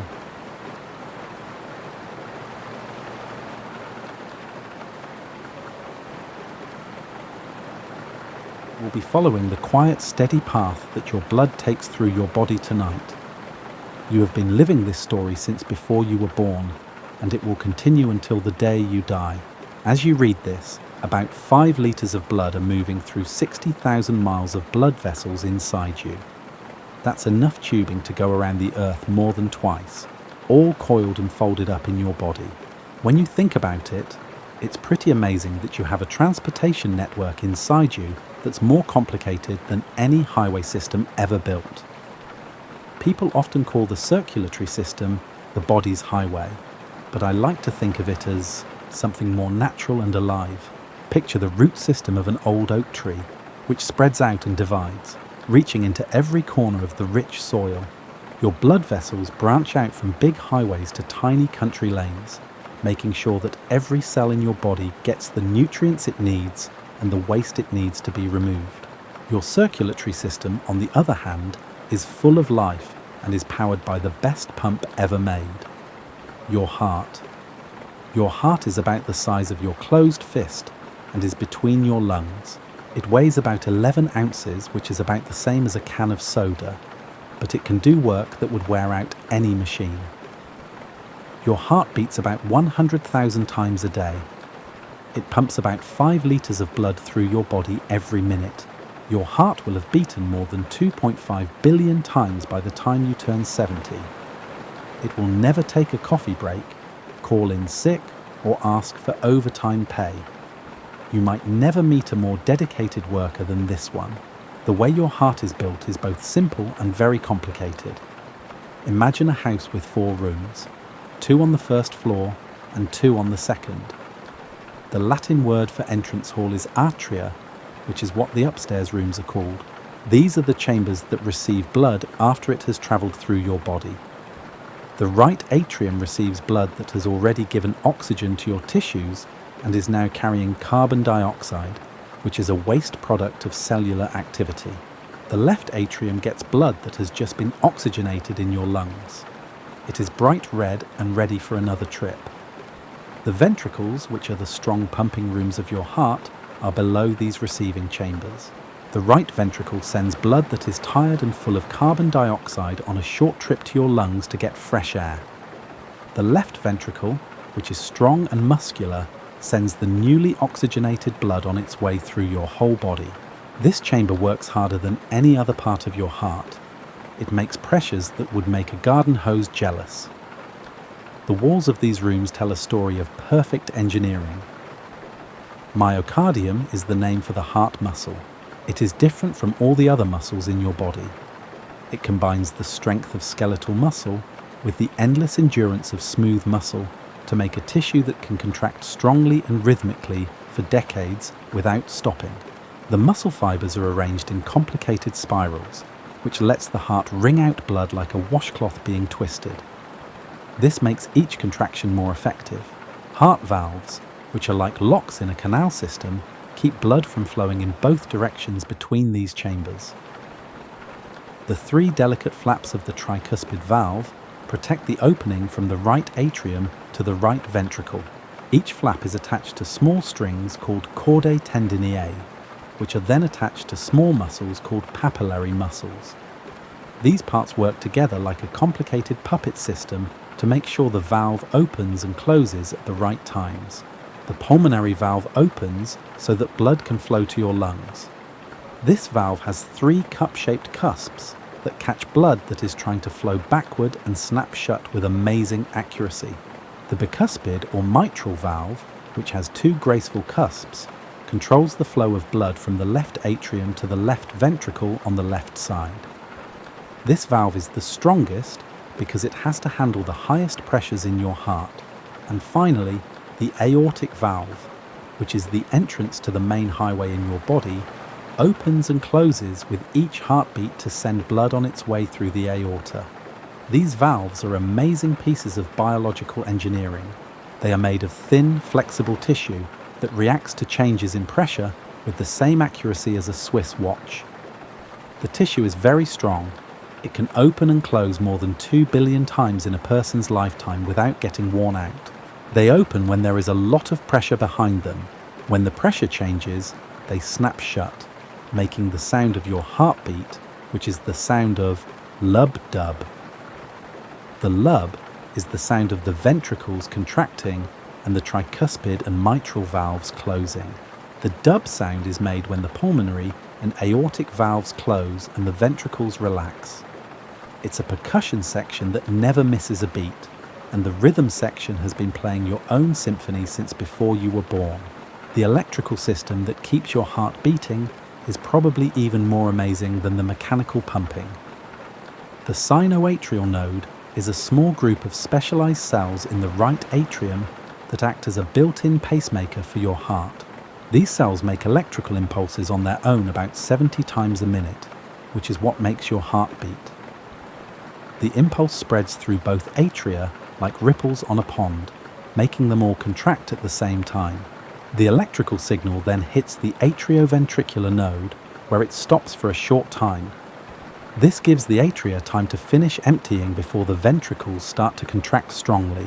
The signal then travels quickly down specialized conducting fibers known as the bundle of His, spreading quickly through both ventricles to coordinate their contraction from the bottom up, pushing blood toward the exit valves. This electrical system can change its rhythm to fit what your body needs. When you work out, your sympathetic nervous system releases hormones that speed up the pacemaker. The parasympathetic nervous system slows it down while you sleep. Your heart also reacts to feelings. The rhythm of your heartbeat changes when you're excited, scared, or in love. Let's start our journey with a single drop of blood going back to your heart. This drop is like a little red taxi that just dropped off a package in your left big toe. Now it's full of carbon dioxide and other cellular waste. It's tired from working, but it's on its way home through the huge network of veins. The vena cava, one of the great veins, brings our drop into your right atrium. The superior vena cava brings blood from your head, arms, and upper chest. The inferior vena cava brings blood from your abdomen, pelvis, and legs. The right atrium is like a calm pool where blood that is coming back collects and waits. The walls are thin and can stretch to fit different amounts of blood that are coming back. As this chamber fills, the pressure slowly rises until it is higher than the pressure in the right ventricle below.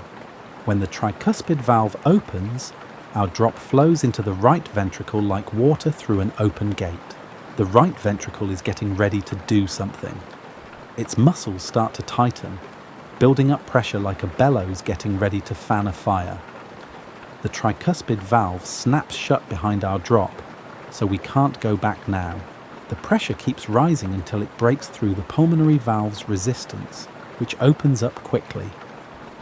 Our drop is sent into the pulmonary artery, where it starts its short but important trip to the lungs.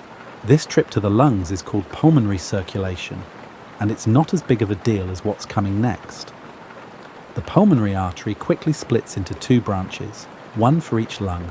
These branches keep splitting, just like your bronchial tubes do, until they are so small that our red blood cell drop has to squeeze through in a single file.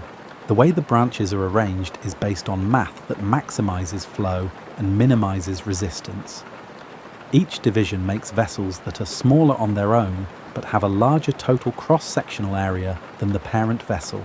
This means that blood moves more slowly from larger to smaller vessels, which gives the important exchanges that happen in the capillaries more time to happen. Magic happens in the lungs. There are about 300 million tiny air sacs in your lungs. These are called alveoli. If you could spread out all of these sacs, they would cover an area about the size of a tennis court. All of them would fit in the space of your chest. A network of very fine capillaries surrounds each alveolus. This makes an interface between air and blood that is only about half a micrometer thick, which is thinner than the finest tissue paper. In these tiny spaces, our tired blood meets fresh oxygen from the air you've just breathed. The exchange that happens here is both simple and deep. The carbon dioxide that our drop has been carrying goes through the thin walls of the capillary and into the airspace of the alveolus. At the same time, oxygen molecules move in the opposite direction and attach to the hemoglobin in our red blood cells. It's like a dance that has been perfectly planned, with molecules switching partners at just the right time. The difference in gas concentration on either side of the membrane is what makes this exchange happen. Because there is more carbon dioxide in the blood than in the air, it naturally moves from blood to air. The air has more oxygen than the blood, so oxygen moves from the air to the blood. This simple idea, called diffusion, is what makes one of the most important things happen in your body. It's amazing how hemoglobin works. Each molecule has 4 leaves that look like a 4-leaf clover. An iron atom is in the middle of each leaf. This iron is what makes blood red and what makes it so good at holding on to oxygen. When oxygen binds to hemoglobin, the whole molecule changes shape a little bit, going from a dull purple red to a bright cherry red. This shape change also changes how hemoglobin works, making it easier for more oxygen molecules to bind. This is known as cooperative binding, and it makes loading oxygen in the lungs more efficient. Hemoglobin does more than just carry oxygen, though. It also helps move carbon dioxide, but in a more complicated way. Some carbon dioxide attaches directly to hemoglobin, but most of it changes into bicarbonate ions in the red blood cell and is then carried in the plasma.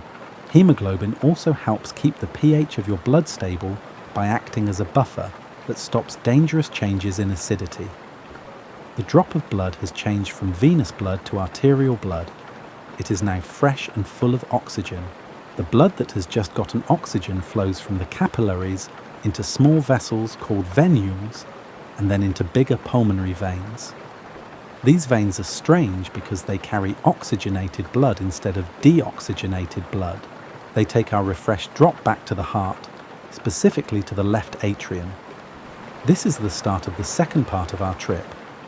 The left atrium gets blood like a reservoir, gets water from a mountain spring. The walls of this room are a little thicker than those of the right atrium, because it has to deal with the slightly higher pressures of the systemic circulation. As it fills, the pressure rises until the mitral valve opens, letting our drop flow into the left ventricle. The walls of this chamber are 3 times thicker than those of the right ventricle, making it the heart's bodybuilder. It needs to be strong because it's about to send our drop on a trip that will take it to the tips of your fingers and toes. During systole, the left ventricle contracts with a lot of force, creating pressures that can reach 120 millimeters of mercury or more. To give you an idea of how much pressure this is, it is enough to squeeze a column of mercury that is 120 millimeters high, or about 4.5 inches. The mitral valve slams shut, and when the pressure is strong enough to push through the aortic valve's resistance, our drop is sent into the aorta with a lot of force. You can feel this pressure wave moving through your arteries with each heartbeat if you've ever felt your pulse. The aorta is the main road in your body. The widest part is about 1 inch across, which is about the size of a garden hose, and it's made to handle high pressure. There are 3 different layers in its walls. The intima, which is a smooth inner lining that cuts down on friction. The media, which is a thick middle layer of smooth muscle and elastic fibers. And the adventitia, which is a tough outer layer that holds everything together. The elastic fibers in the wall of the aorta are very important for how your circulatory system works. With each heartbeat, they stretch out and store energy, like a rubber band being pulled. These elastic fibers pull back between heartbeats when the heart is relaxing and filling up again. This pushes blood forward and keeps pressure up throughout the system. This elastic recoil is what keeps blood flowing smoothly, even when your heart is resting between beats. This is called the Windkessel effect, which is named after the air chambers that kept water flowing smoothly in old fire engines. There are many places our drop can go from the aorta. The coronary arteries are the first branches of the aorta. They curve back to bring blood to the heart muscle. It's kind of beautiful that the heart feeds itself first, even though it works so hard to pump blood to all the other organs. The heart muscle needs a lot of oxygen. It takes more oxygen from blood than any other tissue in your body. Our drop might take the next exit and go up through the carotid arteries to your brain. Even though your brain only makes up about 2% of your body weight, it needs about 20% of your heart's output. It needs a lot of glucose and oxygen all the time. Your brain works at full speed all the time, unlike other organs that can store energy or slow down their metabolism for a short time. This means that it needs a steady flow of blood to work properly. The blood vessels in your brain are unique because they are surrounded by the blood-brain barrier, a selective membrane that keeps harmful substances out while letting nutrients in. The cells that line the brain's capillaries are tightly joined, which creates a selective filter that keeps toxins out while letting in glucose, oxygen, and other important molecules. There are some amazing backup systems in the blood supply to your brain. The Circle of Willis is a ring of arteries at the base of your brain that gives blood flow a different path if one of the main arteries gets blocked. This backup is very important because brain cells start to die within minutes if they don't get enough oxygen. Having more than one way for blood to flow is a good way to protect against stroke, or maybe our drop will go a different way, down the descending aorta toward your abdominal organs.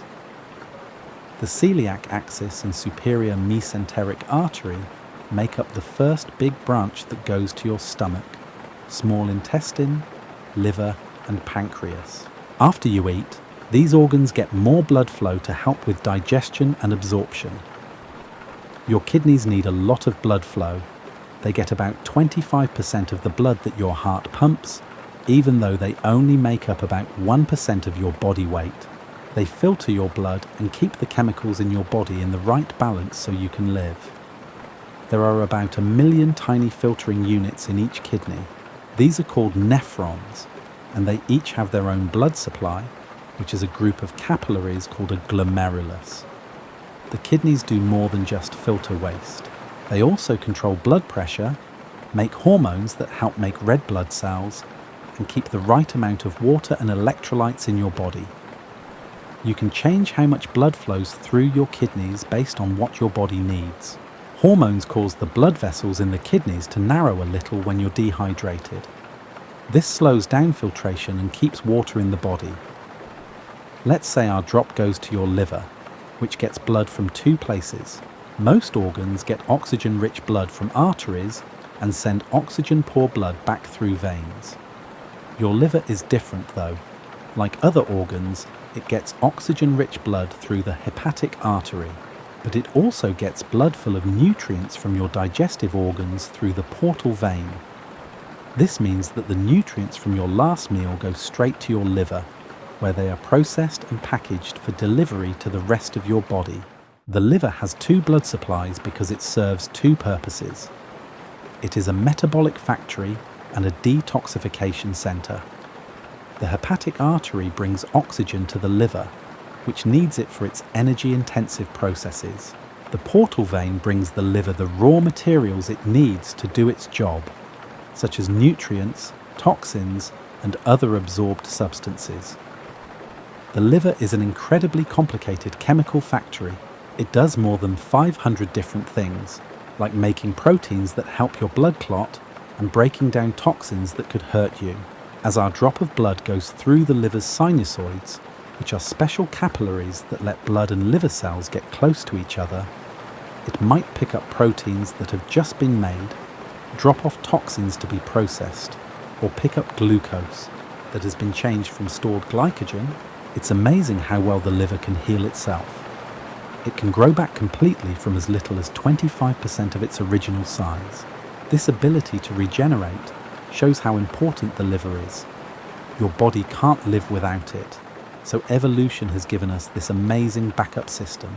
Our drop keeps going from the liver, maybe going through the femoral artery to the muscles in your legs. These muscles have been working hard to break down glucose and make carbon dioxide and other waste products if you've been walking or working out. The change from big arteries to small capillaries happens slowly, through smaller vessels called arterioles. Your circulatory system's arterioles are like traffic cops.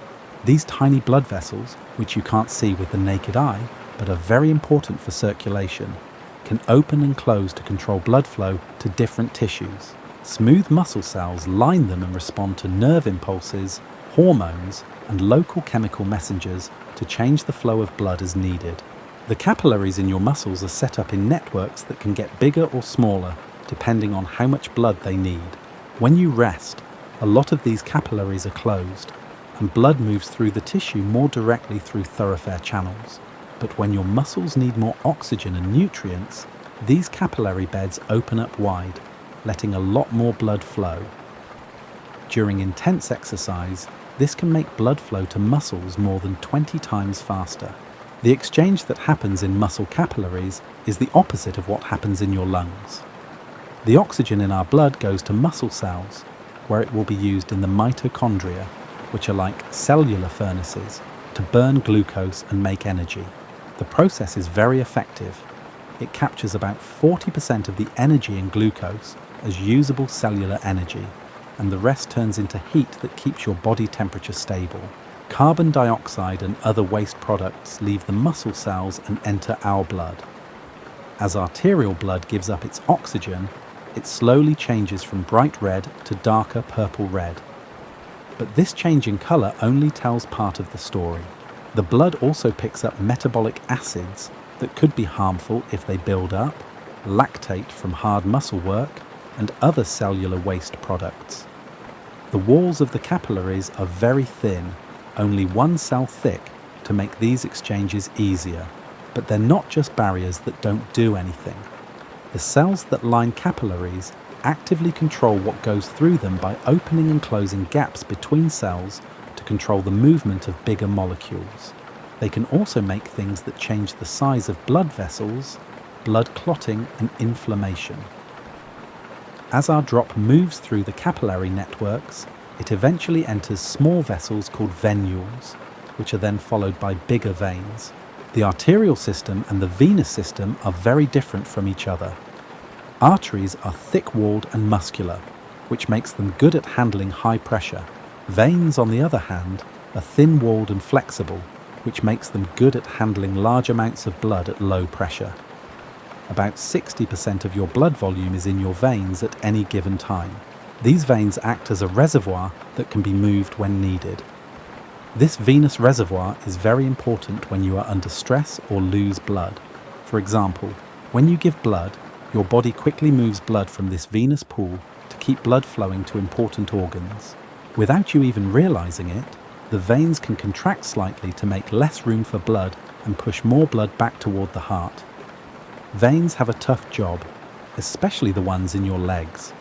They have to move blood up against gravity. They have one-way valves, which work like locks in a canal system to make this happen. These valves let blood flow toward your heart, but not back toward your body. The valves are fragile structures made up of two cup-shaped leaflets that come together in the middle when blood tries to flow back. The muscles in your legs help squeeze the veins when you walk, which pushes blood up from one valve to the next. This muscle pump is so strong that it can make pressures that are higher than those made by your heart. This is why sitting or standing for a long time can be bad for you. Without muscle contractions to help pump blood back to your heart, it can pool in your legs, making them swell and hurt. There are also some interesting changes in the venous system. The walls of the veins in your legs are thick and muscular, and they can contract to help push blood up. The veins in your stomach make a network that can stretch to hold a lot of blood when necessary. The veins that drain your brain don't have any valves. Instead, they rely on the negative pressure created by breathing and the pumping action of cerebrospinal fluid. Our tired drop of blood, which is now full of carbon dioxide and waste, slowly makes its way back to your heart through veins that get bigger and bigger. The blood moves more slowly through the veins than through the arteries. This gives the blood more time to exchange heat and lets the body deal with and buffer the waste products. The superior and inferior vena cava are the biggest of these veins. They send blood back to the right atrium where our journey started. The superior vena cava takes blood from your head, neck, arms, and upper chest, while the inferior vena cava takes blood from the rest of your body. These big veins are like rivers that form when many smaller streams come together. Each stream carries blood from a different part of your body. It usually takes about a minute for our drop to go all the way around your body. But this is only one of the many ways to get there. Your circulatory system is a complex network with lots of branching paths, not just a simple loop. Blood can take shortcuts through different connections between vessels, spend different amounts of time in different organs, or even skip some organs altogether in some situations. The story goes on. This 1-minute trip will happen again and again, with some changes for the rest of your life. Sometimes our drop might go through your kidneys to get filtered more.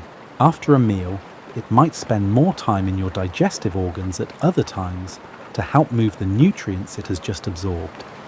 If you have an infection, it might stay in your lymph nodes or spleen, where immune cells are fighting off the germs. Your circulatory system is very flexible. When you stand up quickly, sensors in your blood vessels notice the sudden change in pressure and tell your heart to beat faster and your vessels to tighten a little bit to keep blood flowing to your brain.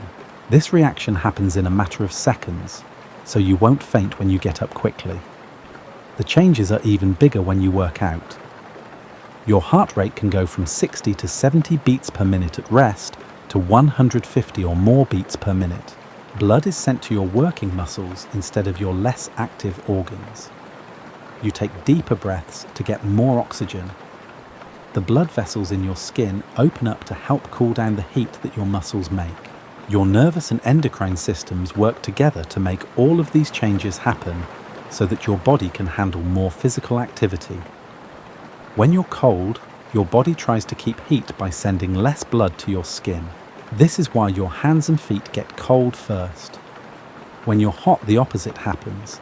Blood flow to your skin increases, and you might see that your face and hands are getting red. Your body temperature stays pretty much the same, even when the weather is really bad. Angiogenesis is the process by which your body can make new blood vessels when it needs to. When a blood vessel gets blocked, Smaller vessels can slowly grow larger to let blood flow through them. New capillaries grow as a result of chemical signals from tissues that need more blood. It's like your blood vessels making their own detours around traffic jams. The human body is very strong because it can adapt to many different situations.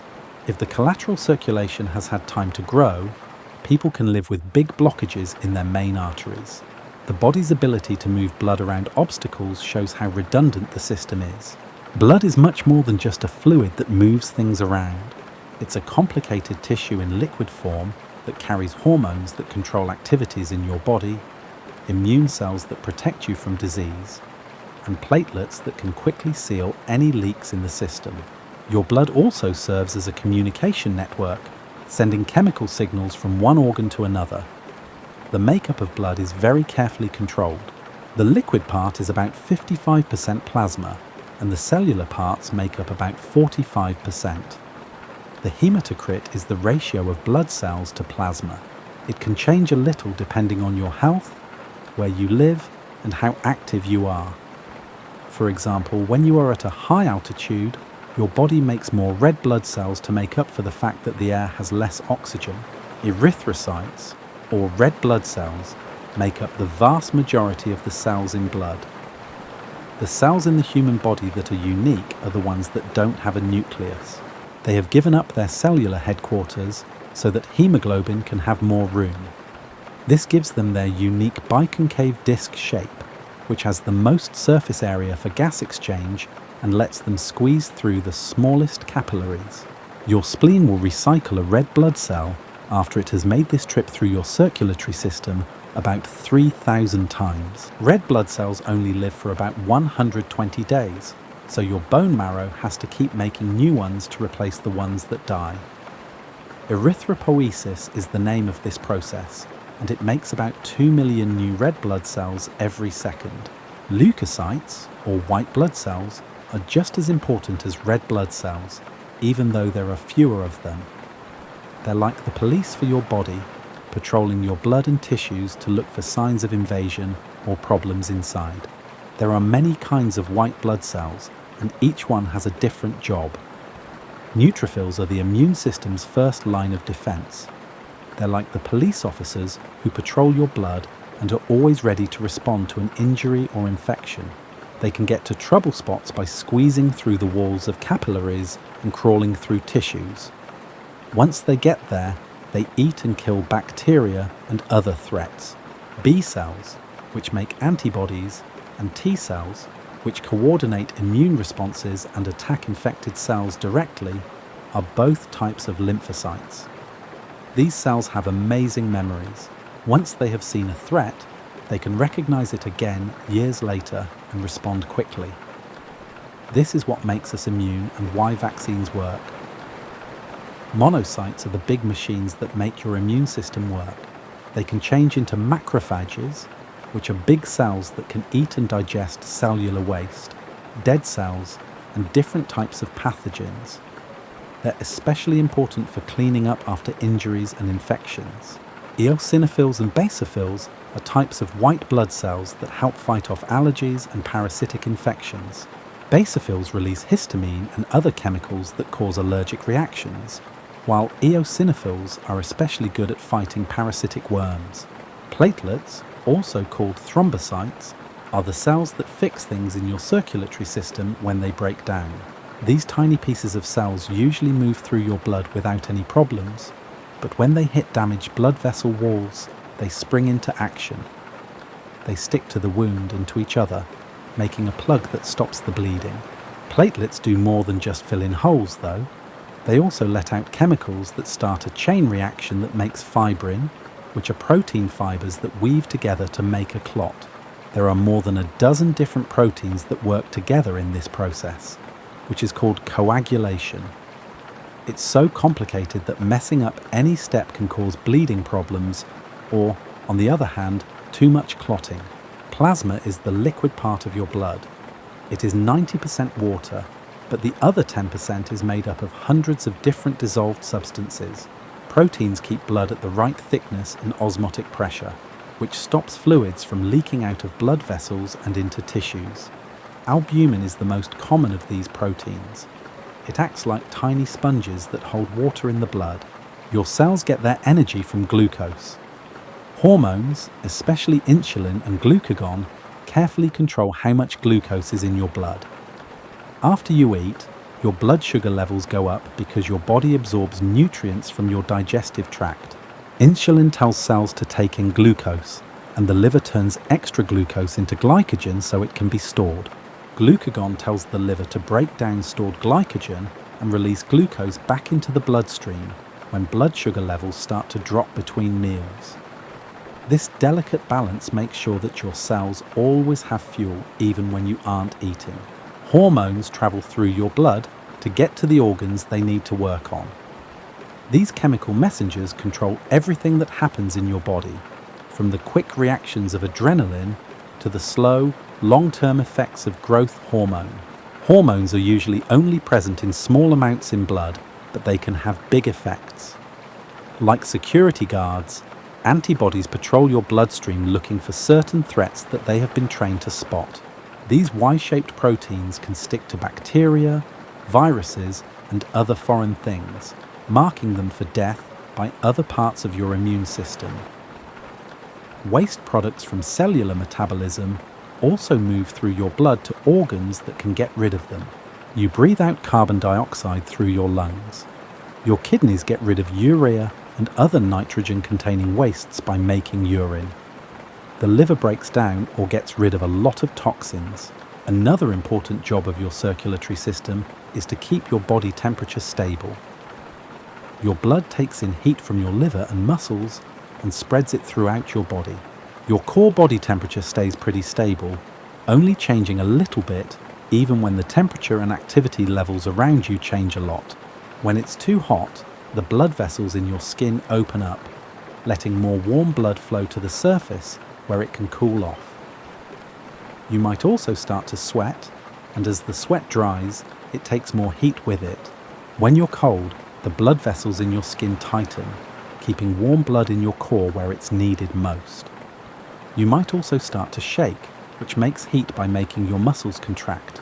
The hypothalamus, a part of your brain, controls this temperature regulation automatically. This area works like a thermostat, keeping an eye on your body temperature all the time and making changes to keep it in the narrow range that is best for your body to work. Your circulatory system is also important for keeping the chemicals in your body, fluids, in balance. The pH of blood must stay within a very small range. Even small changes can be deadly. Your blood has buffer systems that keep acids and bases from changing the pH in a dangerous way. The bicarbonate buffer system is very important. When you exercise, your cells make acid. Bicarbonate ions in your blood neutralize the acid. When your blood gets too basic, carbonic acid gives off hydrogen ions to bring things back into balance. This system works with your lungs and kidneys to keep the pH level where it should be.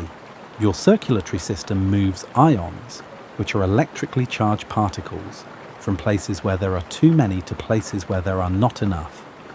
Potassium and sodium are very important for how muscles and nerves work. Calcium is important for blood clotting and keeping bones healthy. Iron is necessary for the transport of oxygen. For good health, these minerals need to be in the right amounts. The health of your circulatory system has an effect on every part of your health. When blood flow is good, you feel good, your mind is clear, and your body works well.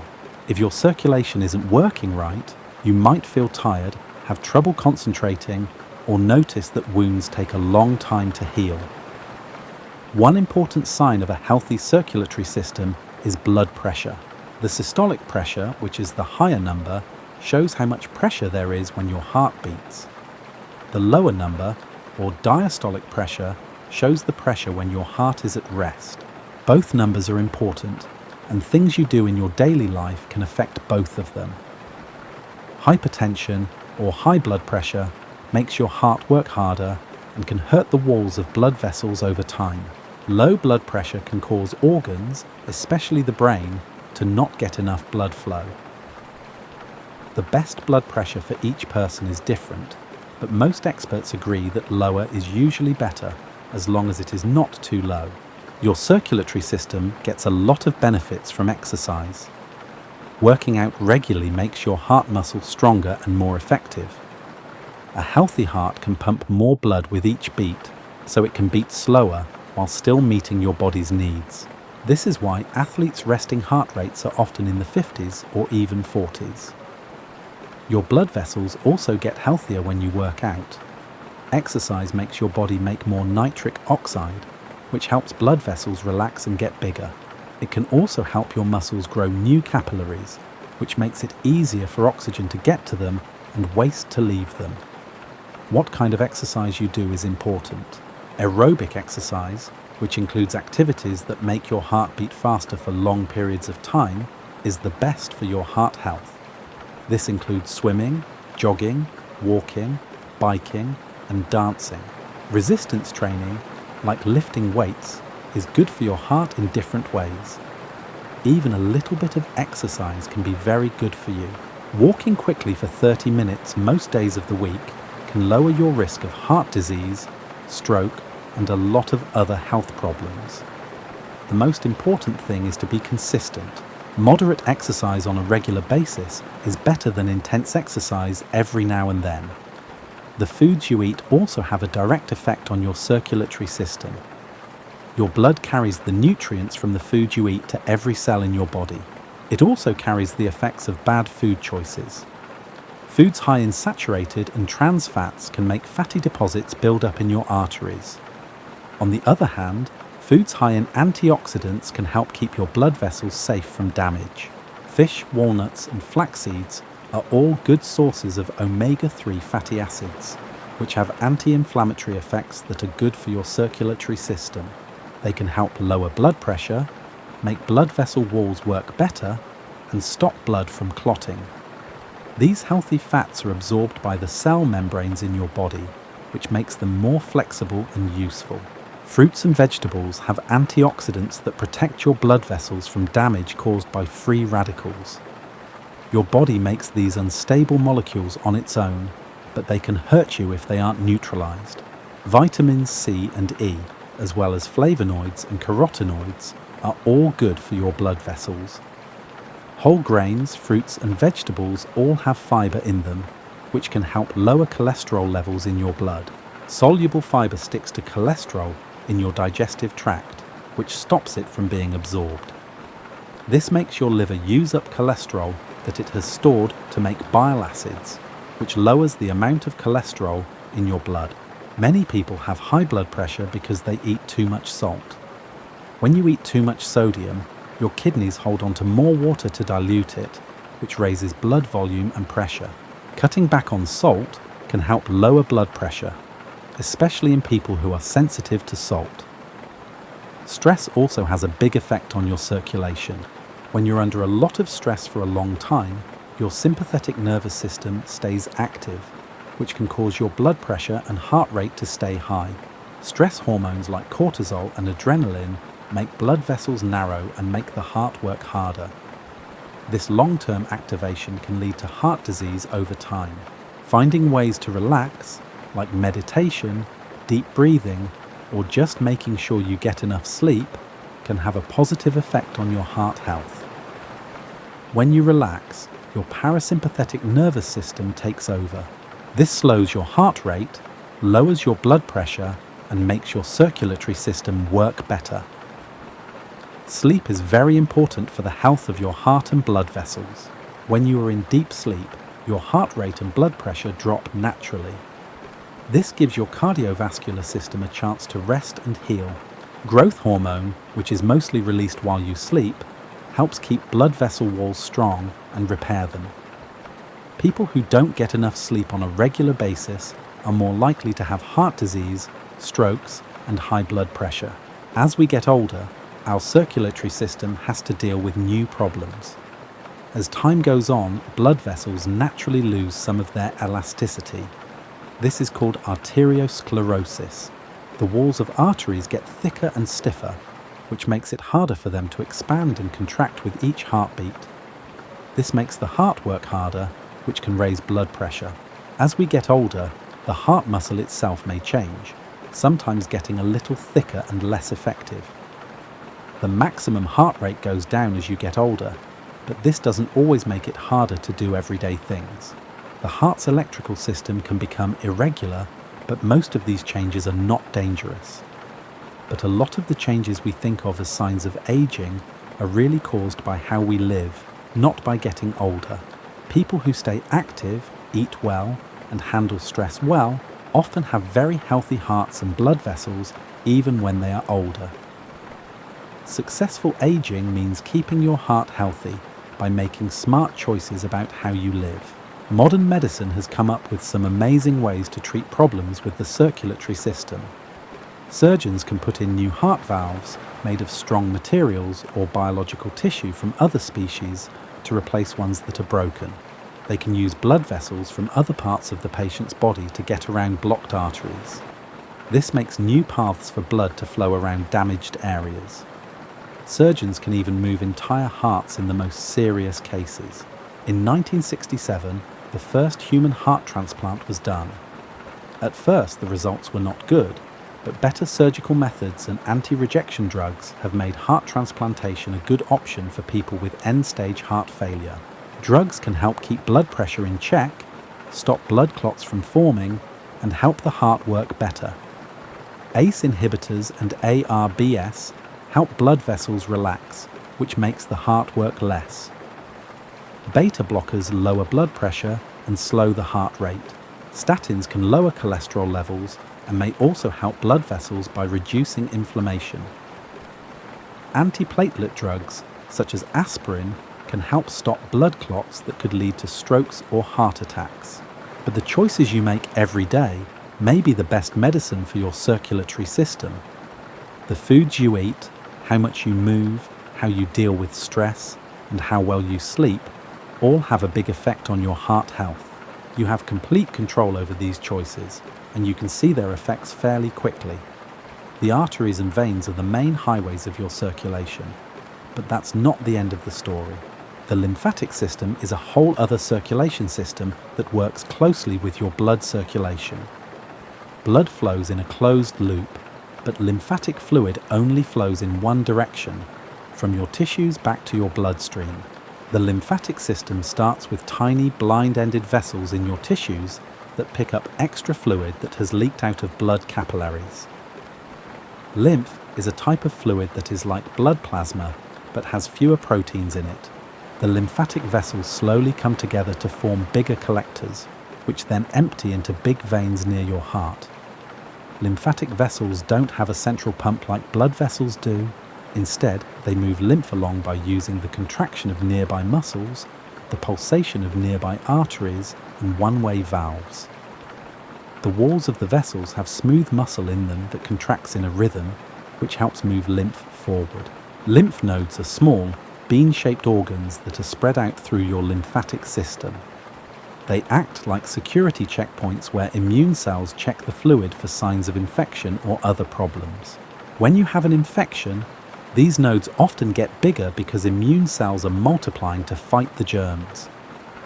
Your body's early warning system works with your circulatory system to keep you healthy. The lymphatic system is also very important for taking in fat. Lacteals are special lymphatic vessels in your small intestine that take in fats and fat-soluble vitamins from food. These fats are too big to go straight into blood capillaries, so they go through the lymphatic system first and then into the bloodstream near your heart. The spleen, which is often called the body's largest lymph node, filters blood in the same way that lymph nodes filter lymph. It gets rid of damaged and old red blood cells, recycles their iron, and helps fight infections. It can also be used as a blood bank in case of an emergency. Your circulatory system and the other organ systems in your body work together in a close and complicated way. Your heart rate and blood pressure are controlled by your nervous system, which changes its response to your body's needs. Specialized receptors in your heart and blood vessels constantly check the pressure and send signals to your brain, which changes the size of your heart and blood vessels as needed. Your endocrine system sends hormonal messages through your blood. Hormones made in your brain, thyroid, adrenal glands, and other organs travel through your blood to get to the tissues they need to work on. The hormones that come from the thyroid control your metabolism, which affects how fast your heart beats and how much oxygen your tissues use. Your circulatory system and your respiratory system work together to move gases around. Your blood's levels of carbon dioxide and oxygen automatically change the speed and depth of your breathing. When you work out and make more carbon dioxide, your body automatically breathes faster and deeper to get rid of the extra and take in more oxygen. Circulation is important for your digestive system because it moves nutrients that have been absorbed around your body. After you eat, your digestive organs get more blood flow to help them digest and absorb food. The hepatic portal system makes sure that nutrients that your intestines absorb go through your liver first, where they can be processed and stored as needed. Your circulatory and urinary systems work together to keep the right amount of fluids in your body and get rid of waste.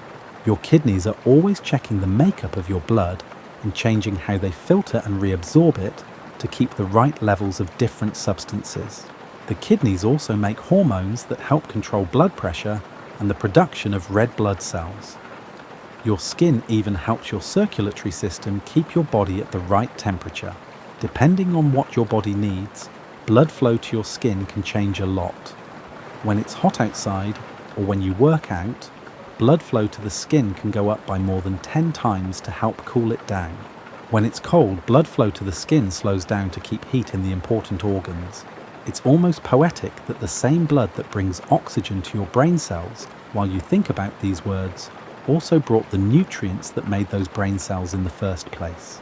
The iron in your hemoglobin may have been forged in the heart of a star billions of years ago. It now helps keep you alive by moving oxygen through your body. This view of the universe reminds us that we are all connected, not just to each other but also to the universe itself. When stars died, they spread out into space all of the calcium in your bones, the phosphorus in your DNA, and the oxygen you breathe. You are literally made of star stuff, and your blood vessels are the way this cosmic material moves through you. Your blood also links you to your evolutionary history. The amount of salt in your blood is similar to that in ancient seas, which reminds us of where we came from. Many of the proteins in your blood are like those in other vertebrates, which shows that we all evolved from the same ancestors.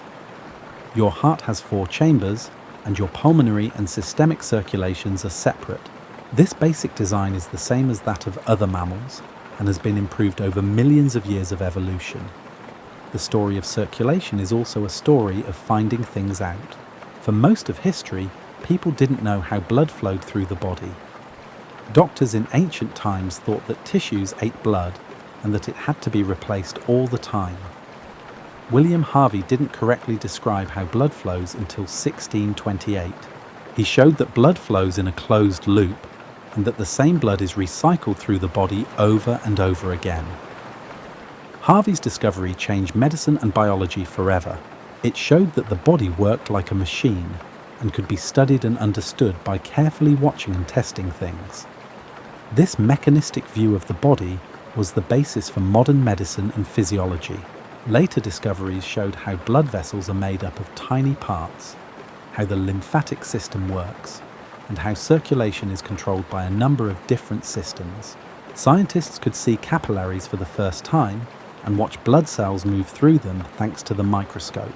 New ways to measure blood pressure, listen to heart sounds, and see blood vessels have given us new ways to learn about heart health and disease. We can see your circulatory system in amazing detail today, thanks to advanced imaging methods. Echocardiography uses sound waves to make pictures of your heart that move.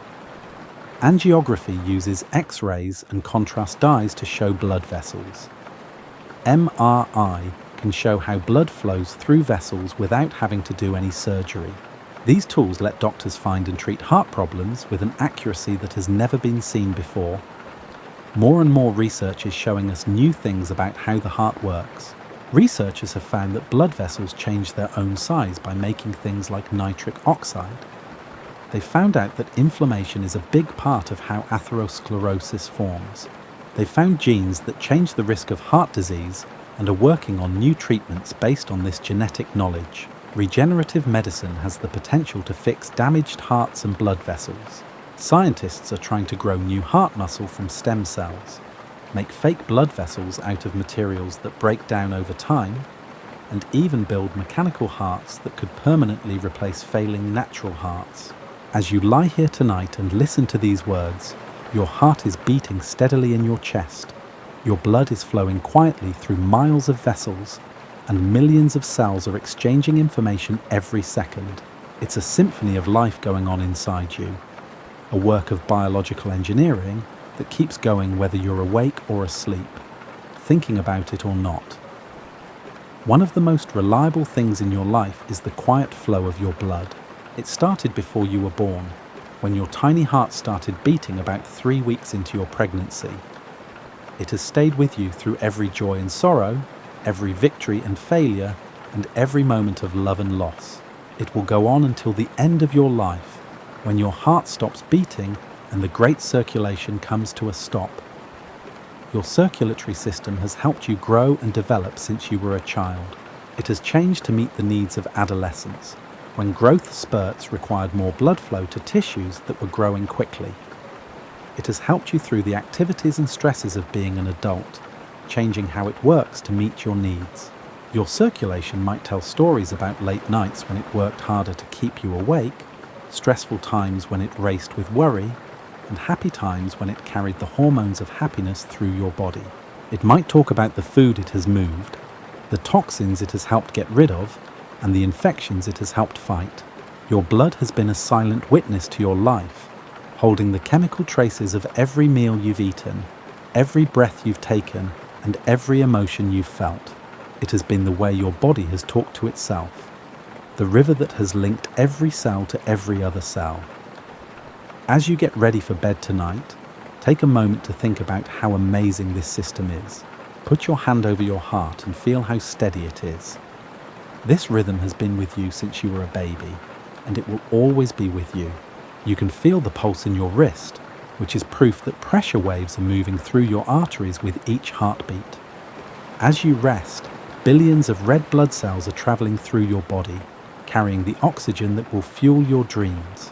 Each of these cells is like a tiny delivery truck, carrying important cargo along ancient routes that have been mapped out and improved over millions of years of evolution. Think about how simple and elegant the system is. A pump that fits in your hand can move fluid through thousands of miles of tubing and reach every part of your body. Consider how perfectly your heart, blood vessels, lungs, and kidneys all work together to keep you alive. Your circulatory system doesn't ask anything of your mind, but it gives everything. It works while you sleep, work, laugh, cry, and love. It is the quiet protector of your life, the loyal servant who never complains, never hits you, and never asks for credit for all the work it does. Your circulatory system is a great example of the qualities we all want to have as people: reliability, dedication, flexibility, and serving others without expecting anything in return. It keeps working without praise or recognition, not for external rewards, but because it has to keep living. Your circulatory system is getting ready for the changes that come with sleep as you start to drift off. Your heart rate will slow down when your parasympathetic nervous system takes over. As your blood vessels relax, your blood pressure will go down. As your digestive organs and liver work to process the day's events, blood flow will change. Less blood will go to your muscles, and more will go to your digestive organs and liver. Your circulatory system will help with important repair and restoration processes while you sleep. When you sleep deeply, your body releases growth hormone. This hormone travels through your blood to tissues all over your body, helping them heal and grow. Your liver will work all night to get rid of toxins and metabolic waste. Your kidneys will keep filtering your blood to keep the chemicals in it in balance. During sleep, your immune system is also busy. White blood cells patrol your circulation more actively than when you are awake. When you sleep, your body fights infections best. Wounds heal fastest, and memories are stored and made stronger.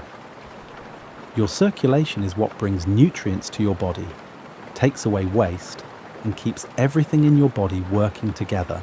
Your circulation will help you have the dreams you have tonight. The neurons in your brain that make up the rich tapestry of dream images need a steady supply of glucose and oxygen, which blood flow provides even while you sleep. The neurotransmitters that send messages between brain cells move short distances through the fluid between cells, but they need circulation to get the materials they need to make them. Your circulatory system will be ready to help you get through another day of activity when you wake up tomorrow. As you wake up, blood flow that was redirected while you were sleeping will go back to your muscles. Your heart rate will rise to meet the needs of waking life.